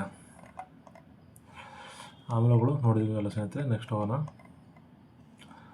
ಬಲವಾದ ಆಮ್ಲ ಮತ್ತು ದುರ್ಬಲ ಆಮ್ಲ ಅಂತ. ಬಲವಾದ ಆಮ್ಲ ಅಂದ್ಬಿಟ್ಟು ನೀರಿನಲ್ಲಿ ಸಂಪೂರ್ಣ ಅಯಾನುಗೊಂಡು ಹೆಚ್ಚು ಪ್ಲಸ್ ಅಯಾನು ಬಿಡುಗಡೆ ಆಗುತ್ತೆ ಸ್ನೇಹಿತರೆ ಅಯಾನೀಕರಣದಲ್ಲಿ. ಯಾವುದಪ್ಪ ಅಂದರೆ ಬಲವಾದ ಆಮ್ಲದಲ್ಲಿ. ದುರ್ಬಲ ಆಮ್ಲದಲ್ಲಿ ನೀರಿನ ಭಾಗವಹಿಸ್ಬಿಟ್ಟು ಅಯಾನೀಕರಣಗೊಳ್ಳುತ್ತೆ ಸ್ನೇಹಿತರೆ. ಇದು H+ ಅಯಾನು ಸಾಂದ್ರತೆ ಏನಪ್ಪ ಅಂದರೆ ಆಮ್ಲಗಳಲ್ಲಿ, ಬಲವಾದ ಆಮ್ಲದಲ್ಲಿ ಹೈಡ್ರೋಜನ್ ಅಯಾನು ಅತ್ಯಂತ ಹೆಚ್ಚಾಗಿರುತ್ತೆ ಸ್ನೇಹಿತರೆ. ಹೈಡ್ರೋಜನ್ ಅಯಾನು ಕಡಿಮೆ ಆಗಿರುತ್ತೆ. ವಿದ್ಯುತ್ ವಾಹಕದ ಏನಪ್ಪ ಆಮ್ಲಗಳಲ್ಲಿ ಏನಪ್ಪ ವಾಹಕವಾಗಿರುತ್ತೆ ಸ್ನೇಹಿತರೆ. ಇದು ಪ್ರತ್ಯಾಮ್ಲದಲ್ಲಿ ಕಡಿಮೆ ಇರುತ್ತೆ. ಹೈಡ್ರೋಕ್ಲೋರಿಕ್ ಆಮ್ಲ ಸಲ್ಫ್ಯೂರಿಕ್ ಆಮ್ಲವನ್ನು ಹೊಂದಿದೆ. ಇದು ಅಸಿಟಿಕ್ ಆಮ್ಲವನ್ನು ಪ್ರತ್ಯಾಮ್ಲ ಹೊಂದಿದೆ ಸ್ನೇಹಿತರೆ. ಆಮ್ಲದ ಪ್ರತ್ಯಾಮ್ಲಗಳನ್ನು ರಾಸಾಯನಿಕ ಕ್ರಿಯೆ. ನಿಮ್ಮ ಸ್ಕ್ರೀನ್ಶಾಟ್ ತೊಗೊತೀರ ಅಂತ ತಗೊಬಿಡಿ ಸ್ನೇಹಿತರೆ, ನಿಮಗೆ ಬೇಕಾಗುತ್ತೆ. ಬಲವಾದ ಆಮ್ಲ, ದುರ್ಬಲ ಆಮ್ಲ. ಇದು ಆ್ಯಸಿಡ್ ಬೇನು ಸ್ಟ್ರಾಂಗ್ ಆ್ಯಸಿಡ್ ಆಗಿರುತ್ತೆ ಸ್ನೇಹಿತರೆ. ಇಲ್ಲೊಂದು ಸ್ಕ್ರೀನ್ಶಾಟ್ ತೊಗೊಳ್ಳಿ, ಸ್ನೇಹಿತರೆ. ರಾಸಾಯನಿಕ ಕ್ರಿಯೆ ಏನಪ್ಪ ಅಂದರೆ ಮುಖ್ಯವಾಗಿ ಆಮ್ಲ ಸಕ್ರಿಯ ಲೋಹವನ್ನು ವರ್ತಿಸಿದಾಗ ಲವಣ, ಅನಿಲ, ಲವಣ ಮತ್ತು ಹೈಡ್ರೋಜನ್ ಅನಿಲ ಬಿಡುಗಡೆ ಆಗುತ್ತೆ ಸ್ನೇಹಿತರೆ. ಅಂದರೆ ಆಮ್ಲಗಳು ಏನಪ್ಪ ಅಂದರೆ ಸಕ್ರಿಯ ಲೋಹಗಳನ್ನು ವರ್ತಿಸಿದಾಗ ಏನಪ್ಪ ಸೂತ್ರ ನೋಡಿ ಈ ಥರ ಇದೆ. ಪ್ರತ್ಯಾಮ್ಲ ಏನಪ್ಪ ಅಂತಂದರೆ ಇದು ಲೋಹಗಳು ಪ್ರತ್ಯಾಮ್ಲ ಕ್ರಿಯೆಯನ್ನು ನಡೆಸುವುದಿಲ್ಲ ಸ್ನೇಹಿತರೆ. ಲೋಹಗಳು ಪ್ರತ್ಯಾಮ್ಲದೊಂದಿಗೆ ಏನಪ್ಪ ವರ್ತನೆ ಆಗುವುದಿಲ್ಲ. ಇದನ್ನು ಜಿಂಕ್ ಮತ್ತು ಅಲ್ಯೂಮಿನಿಯಂತಹ ಲೋಹಗಳು ಬಲವಾದ ಪ್ರತ್ಯಾಮ್ಲವನ್ನು ವರ್ತಿಸಿ ಜಿಂಕ್ ಏನಪ್ಪ ಅಂದರೆ ವರ್ತಿಸುತ್ತೆ, ಅಮೋನಿಯಂ ವರ್ತಿಸುತ್ತೆ ಪ್ರತ್ಯಾಮ್ಲದೊಂದಿಗೆ. ಹೈಡ್ರೋಜನ್ ಎಲ್ಲ ಬಿಡುಗಡೆ ಆಗುತ್ತೆ ಸ್ನೇಹಿತರೆ. ಆಮ್ಲೀಯ ವ್ಯಾಪ್ತಿ 0 ಇಂದ 6 ಇರುತ್ತೆ ಸ್ನೇಹಿತರೆ. ತಟಸ್ಥ ಇದಾಗಿದೆ ಪ್ರತ್ಯಾಮ್ಲ. 8 ರಿಂದ 14 ಇದೆ ಸ್ನೇಹಿತರೆ. ನೋಡಮ್ಮ, ಅತಿ ಹೆಚ್ಚು ಆಮ್ಲತೆ ಏನಪ್ಪ ಅಂದರೆ ಸಂಖ್ಯೆ ಕಡಿಮೆ ಆದಂತೆ ಆಮ್ಲಗಳು ತೀವ್ರ ಹೆಚ್ಚಾಗುತ್ತೆ ಸ್ನೇಹಿತರೆ. ಹೆಚ್ಚಿನ ಪ್ರತ್ಯಾಮ್ಲಗಳು ಸಂಖ್ಯೆ ಹೆಚ್ಚಾದಂತೆ ಪ್ರತ್ಯಾಮ್ಲ ತೀವ್ರತೆ ಏನಪ್ಪ ಹೆಚ್ಚುತ್ತೆ ಸ್ನೇಹಿತರೆ. ಕಡಿಮೆ ಆದಂತೆ ಇದು ಹೆಚ್ಚುತ್ತೆ. ಏನಪ್ಪ ಅಂದರೆ ಸಂಖ್ಯೆ ಹೆಚ್ಚಾದಂತೆ ಇದು ಹೆಚ್ಚುತ್ತೆ ಸ್ನೇಹಿತರೆ. ವೆರಿ ಇಂಪಾರ್ಟೆಂಟು ಇದು ನೋಡ್ಕೊಳ್ಳಿ ಸ್ನೇಹಿತರೆ. ಇದು ಇಂಥದ್ದು ಎಕ್ಸಾಮ್ ಕೇಳ್ತಾರೆ ಸ್ನೇಹಿತರೆ. ಎಕ್ಸಾಮ್ ಪಾಯಿಂಟ್ ಆಫ್ ಎಕ್ಸಾಮ್ಗೆ ಇಂಪಾರ್ಟೆಂಟು. ನೆಕ್ಸ್ಟ್ ಪರಿಸರ ಮೇಲೆ ಗಂಭೀರ ಪರಿಣಾಮ ಏನಪ್ಪ ಅಂದರೆ ಮಳೆಬಿಲ್ಲು, ಟ್ರೌಟ್ ಮೀನುಗಳ ಸಾಯಲು ಏನಪ್ಪ ಅಂದರೆ pH ಮೌಲ್ಯ 6.0 ಇದ್ದರೆ ಮಳೆಬಿಲ್ಲು, ಟ್ರೌಟ್ ಸಂಭವಿಸುತ್ತೆ. ತಿರ್ಗಿ ಮೀನುಗಳ ಸಾಯಲು ಏನಪ್ಪ ಅಂದರೆ ಇದು ತೊಂದರೆ ಈಡಾಗುತ್ತೆ ಸ್ನೇಹಿತರೆ. 6.0 ಇದ್ದರೆ pH ಮೌಲ್ಯ. ರೈನ್ಬೋ ಟ್ರೌಟ್ ಅಂತ ಕರೀತಾರೆ. 0.5 ಕಪ್ಪೆ ಚಿಪ್ಪುಗಳು, ಮರಿಗಪ್ಪಗಳು ಮತ್ತು ಕೆಫೀಸ್ ಮತ್ತು ಮಲ್ಬೆ ಕೀಟಗಳು ಸಾಯುತ್ತವೆ. 0.5 ಇದ್ದರೆ pH ಮೌಲ್ಯ ಇದ್ದರೆ ವಾತಾವರಣದಲ್ಲಿ ಸಾಯ್ತವೆ. 4.2 ಇದ್ದರೆ ಏನಪ್ಪ ಅಂದರೆ ನೀರಿನಲ್ಲಿ ಎಲ್ಲ ಜಾತಿಯ ಮೀನುಗಳು ಸಂಪೂರ್ಣವಾಗಿ ಸಾಯ್ತದೆ. 4.2 pH ಇದ್ದರೆ ನೀರಿನಲ್ಲಿ. ಉದಾಹರಣೆ ತೀವ್ರ ಆಮ್ಲ ಬಂದ್ಬಿಟ್ಟು ಬ್ಯಾಟ್ರಿಕ್ಗಳು, ಸಲ್ಫ್ಯೂರಿಕ್ಗಳು ಮತ್ತು ನಿಂಬೆ ರಸ, ವಿನೆಗರು ತೀವ್ರ ಆಮ್ಲ ಅಂತ ಕರೀತಾರೆ. 1ರಿಂದ 0 ಅಂದರೆ 2 ಇದ್ದರೆ ಏನಪ್ಪ ಅಂದರೆ ತೀವ್ರ ಆಮ್ಲಗಳು ಅಂತ ಕರೀತಾರೆ ಸ್ನೇಹಿತರೆ. 0 ಅಂದರೆ 1 ಇದ್ದರೆ ತೀವ್ರ ಆಮ್ಲಗಳು ಅಂತ ಕರೀತಾರೆ. ಅದರಲ್ಲಿ 3 ರಿಂದ 6 ಇದ್ದ ಸೌಮ್ಯ ಆಮ್ಲಗಳು ಅಂತ ಕರೀತಾರೆ. ಕಿತ್ತಳೆ ರಸ, ಸೋಡಾ ಆಮ್ಲ ಮತ್ತು ಬಾಳೆಹಣ್ಣು ಹಾಲಾಗಿರುತ್ತೆ ಸ್ನೇಹಿತರೆ. ಮತ್ತು ತಿರ್ಗಿ 7 ಇದ್ದರೆ ಶುದ್ಧ ನೀರು. ಸೌಮ್ಯ ಪ್ರತ್ಯಾಮ್ಲಗಳು ಅಂದರೆ ಯಾರಪ್ಪ ಅಂದರೆ 8 ರಿಂದ 10 ಸೌಮ್ಯವಾಗಿರ್ತದೆ ಪ್ರತ್ಯಾಮ್ಲಗಳು. ಸಮುದ್ರದ ನೀರು ಆಗಿರುತ್ತೆ, ಮೊಟ್ಟೆ ಆಗಿರುತ್ತೆ, ಅಡುಗೆ ಸೋಡಾ ಆಗಿರುತ್ತೆ, ಮಿಲ್ಕ್ ಆಫ್ ಮ್ಯಾಗ್ನೀಷಿಯಂ ಆಗಿರುತ್ತೆ ಸ್ನೇಹಿತರೆ. ತೀವ್ರ ಆಮ್ಲಗಳು ಅಂತ ಯಾವುದೇ ಕರಿತಾರಪ್ಪ ಅಂತಂದರೆ ಹೆಚ್ಚಾಗಿ 11 ರಿಂದ 14 ಇರುತ್ತೆ ಸ್ನೇಹಿತರೆ. pH ಮೌಲ್ಯ ಅಮೋನಿಯಂ ಆಗಿರುತ್ತೆ, ಸಾಬೂನು ಆಗಿರುತ್ತೆ, ಬ್ಲೀಚಿಂಗು, ದ್ರವ ಡ್ರೈನ್ ಕ್ಲಿನಿಕ್ ಆಗಿರುತ್ತೆ ಸ್ನೇಹಿತರೆ. ತಿರ್ಗಿ ಸ್ಕೇಲ್ ಅರ್ಥ ಮಾಡ್ಕೊಂಡು ಏನಪ್ಪ ಅಂದರೆ ನಾವು ನೋಡೋಣ. ಮುಖ್ಯ 0-4ವರೆಗೆ ಏನಪ್ಪ ಆಮ್ಲಗಳು 7 ಇದೆ, ಪ್ರತ್ಯಾಮ್ಲಗಳು 7ಕ್ಕಿಂತ ಹೆಚ್ಚು. ತಟಸ್ಥ ಬಂದ್ಬಿಟ್ಟು 7 ಆಗಿದ್ದ ಸ್ನೇಹಿತರೆ ಆಗಲೇ ನೋಡಿದ್ದೀವಿ. ಆಮ್ಲೀಯ ಪದಾರ್ಥಗಳು ಯಾವುದಪ್ಪ ಅಂದರೆ ಮುಖ್ಯವಾಗಿ ಸಲ್ಫ್ಯೂರಿಕ್ ಆ್ಯಸಿಡ್ ಬ್ಯಾಟ್ರಿ, ಹೊಟ್ಟೆ ಆ್ಯಸಿಡ್ ಜಠರ, ನಿಂಬೆ ರಸ 2, 3 ಬಂದ್ಬಿಟ್ಟು ವಿನೆಗರ್ ಆಗುತ್ತೆ, 4 ಟೊಮೊಟೊ ಆಮ್ಲ ಮತ್ತು ಕಿತ್ತಳೆ ರಸ ಬೀರ್ಗಳು, 5 ಪೇಸ್ಟ್ ಮೂಲ ಏನಪ್ಪ ಅಂದರೆ ಕಾಫಿ ಆಗಿರುತ್ತೆ, 6 ಬಂದ್ಬಿಟ್ಟು ಏನಪ್ಪ ಶುದ್ಧ ನೀರು, ಶುದ್ಧ ಮಳೆ ಮತ್ತು ಮೊಟ್ಟೆ ಲೊಳೆ ಆಗುತ್ತೆ. ಇಲ್ಲಿ 3ರಲ್ಲಿ ವಿನೆಗರ್ ಇಂಗಾಲ ಇದೆ, ಟೊಮೊಟೊ ಆಮ್ಲ ಮಳೆ, ಕಿತ್ತಳೆ ರಸ ಬೀರ್ ಬಂದ್ಬಿಟ್ಟು ಪೇಸ್ಟ್ ಮೂಲ 4 ಇದ್ದರೆ. ಆಮೇಲೆ ತಟಸ್ಥ ಪದಾರ್ಥಗಳು ಏನಪ್ಪ ಅಂದರೆ ನೀರು ಆಗಿರುತ್ತೆ ಸ್ನೇಹಿತರೆ, ಜೊಲ್ಲು ರಸ ಆಗಿರುತ್ತೆ ಮತ್ತು ಹಾಲೂ ಆಗಿರುತ್ತೆ. ಯಾವುದೋ ಕೇಳ್ತಾರೆ ಸ್ನೇಹಿತರೆ, ವೆರಿ ವೆರಿ ಇಂಪಾರ್ಟೆಂಟು. ಯಾವುದು ಹಾಲು ಮತ್ತು ಜೊಲ್ಲು ರಸ, ಬಾಯಲ್ಲಿ ಜೊಲ್ಲು ರಸ ಸ್ನೇಹಿತರೆ, ಜೊಲ್ಲು ರಸ ತಟಸ್ಥ ಆಮ್ಲಗಳಾಗಿದೆ. ಪ್ರತ್ಯಾಮ್ಲೀಯ ಪದಾರ್ಥಗಳೇನಪ್ಪ ಅಂದರೆ 8ರಿಂದ 14 ಆಗಿರುತ್ತೆ ಸ್ನೇಹಿತರೆ. ಸಮುದ್ರ ನೀರು, ಅಡುಗೆ ಸೋಡಾ, ರಕ್ತ ಮತ್ತು ಕಣ್ಣೀರು ಆಗಿರುತ್ತೆ ಸ್ನೇಹಿತರೆ. ಯಾರೋ pH 8 ಏನಪ್ಪ ಅಂದರೆ ಸಮುದ್ರ ನೀರು, ಅಡುಗೆ ಸೋಡಾ ಮತ್ತು ರಕ್ತ ಆಗಿರ್ತೈತೆ. ವೆರಿ ವೆರಿ ಇಂಪಾರ್ಟೆಂಟ್ ಸ್ನೇಹಿತರೆ, ಎಕ್ಸಾಮ್ಗೆ ಕೇಳ್ತಾರೆ. ಮಿಲ್ಕ್ ಮ್ಯಾಗ್ನೀಷಿಯಂ 11 ಅಥವಾ 10 ಆಗಿರುತ್ತೆ ಸ್ನೇಹಿತರೆ. ಇದು ಗೃಹ ಬಳಕೆ ಅಮೋನಿಯಾ 12 ಆಗಿರುತ್ತೆ ಪೇಸ್ಟ್ ಮೂಲ. 13 ಗೃಹ ಬಳಕೆ ಬ್ಲೀಚಿಂಗ್ ಆಗಿರುತ್ತೆ ಸ್ನೇಹಿತರೆ. ಪೇಸ್ಟ್ ಮೂಲ 14 ಸೋಡಿಯಂ ಹೈಡ್ರಾಕ್ಸೈಡ್ ಕೇಳ್ತಾರೆ ಸ್ನೇಹಿತರೆ. 14 ಯಾವುದಂತ ಲಾಸ್ಟ್ ಇದೆಯಲ್ಲ ಅದನ್ನು ಕೇಳ್ತಾರೆ. ಎರಡು ನೋಡ್ಕೊಂಡು ಸ್ನೇಹಿತರೆ ಆಲ್ರೆಡಿ ಪೇಸ್ಟ್ ಮೂಲ 0 ಇದ್ದರೆ ಬ್ಯಾಟ್ರಿ, ಗ್ಯಾಸ್ಟ್ರಿಕ್ ಆ್ಯಸಿಡ್ 1, 2 ಬಂದ್ಬಿಟ್ಟು ಲೆಮನ್ ಆ್ಯಸಿಡು, 3 ಬಂದ್ಬಿಟ್ಟು ಆಪ್ಲೆ ಜ್ಯೂಸು, ಇದು 4 ಟೊಮೊಟೊ, 5 ಬ್ಲ್ಯಾಕ್ ಕಾಫಿ, ಮಿಲ್ಕು 6ನೇದು, 7ನೇದು ವಾಟ್ರ್ ಬಂದ್ಬಿಟ್ಟು, ಎಗ್ಗು 8ನೇದು ಮತ್ತು baking soda 9, milk magnesium 10, 11 ammonium fluoride ಮತ್ತು 12 ಸೋಪು, 13 ಏನಪ್ಪ ಅಂದರೆ ಬ್ಲೀಚು, ಡ್ರೈನ್ ಕ್ಲೀನಿಕ್ ಏನಪ್ಪ ಅಂದರೆ 14 ಬರುತ್ತೆ ಸೋಡಿಯಂ ಹೈಡ್ರಾಕ್ಸೈಡ್. ಆಮ್ಲ ಮತ್ತು ಪ್ರತ್ಯಾಮ್ಲ ಆಮ್ಲಗಳಲ್ಲಿ ಏನಪ್ಪ ಅಂದರೆ ಹುಳಿ ರುಚಿ ಹೊಂದಿದೆ, ನೀಲಿ ಲಿಟ್ಮಸ್ ಕೆಂಪು ಬಣ್ಣ ಹೊಂದಿದೆ, ಆಲ್ರೆಡಿ ನೋಡಿದ್ದೀವಿ. ಹೈಡ್ರೋಜನ್ ಎಲ್ಲವನ್ನು ಹೊಂದಿದೆ ಸ್ನೇಹಿತರೆ. ಇದು ಆಲ್ರೆಡಿ ನೋಡಿದ್ದೀವಿ. ಇಂಪಾರ್ಟೆಂಟ್ ಇದ್ದರೆ ಮಾತ್ರ ಹೇಳ್ತೀನಿ ಸ್ನೇಹಿತರೆ. ಮಾನವ ದೇಹ 7.0 7.8ವರೆಗೂ ವ್ಯಾಪ್ತಿಯನ್ನು pH ಮೂಲ ಹೊಂದಿರ್ತೀವಿ ಸ್ನೇಹಿತರೆ. ಜೀರ್ಣಕ್ರಿಯೆಯಲ್ಲಿ 1.5 ಇದ್ರೆ 3.5ವರೆಗೂ ಏನಪ್ಪ ಆಹಾರ ಜೀರ್ಣಿಸಲು ಹೈಡ್ರೋಕ್ಲೋರಿಕ್ ಆಮ್ಲ ಸಹಾಯ ಮಾಡುತ್ತೆ. ಕೃಷಿಯಲ್ಲಿ ಏನಪ್ಪ ಅಂದ್ರೆ 6.5ರಿಂದ ಏನಪ್ಪ ಅಂದರೆ 7 ಮಣ್ಣಿನ ಆಮ್ಲೀಯತೆಗೆ ಕಾರಣವಾಗಿದೆ ಸ್ನೇಹಿತರೆ. ಆಮ್ಲಗಳು ಆಲ್ರೆಡಿ ನೋಡಿದಲ್ಲ ಸ್ನೇಹಿತರೆ.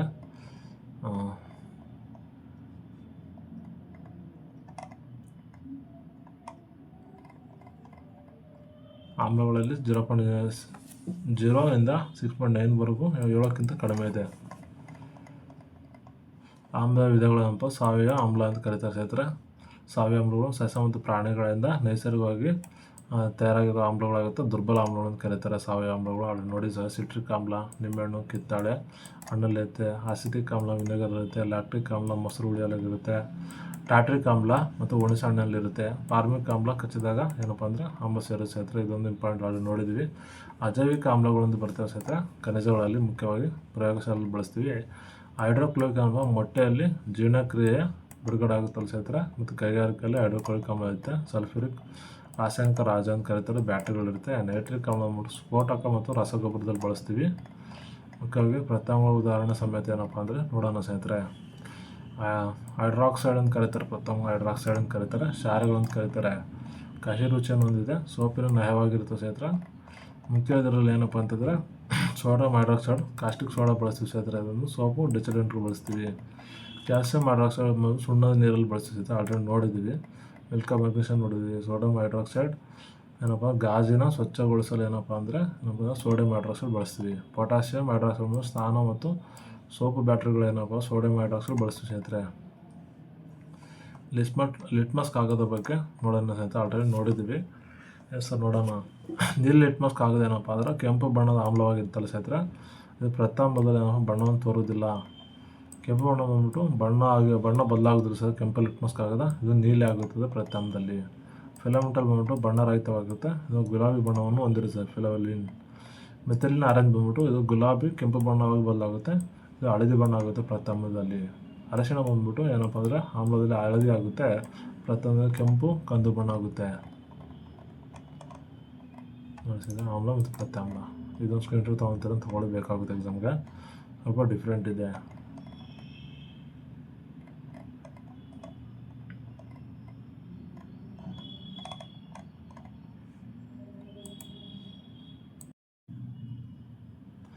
ಸ್ವಲ್ಪ ಬಣ್ಣಗಳು ನೋಡೋಣ ಸ್ನೇಹಿತರೆ. ನೀಲಿ ಲಿಟ್ಮಸ್ ಕಾಗದ ಏನಪ್ಪ ಅಂತಂದರೆ ಇದು ಮೂಲ ಬಣ್ಣ ನೀಲಿ ಆಗಿರುತ್ತೆ, ಅದರ ಆಮ್ಲದಲ್ಲಿ ಏನಪ್ಪ ಅಂದರೆ ಕೆಂಪು ಬಣ್ಣವಾಗಿ ಬದಲಾಗುತ್ತೆ.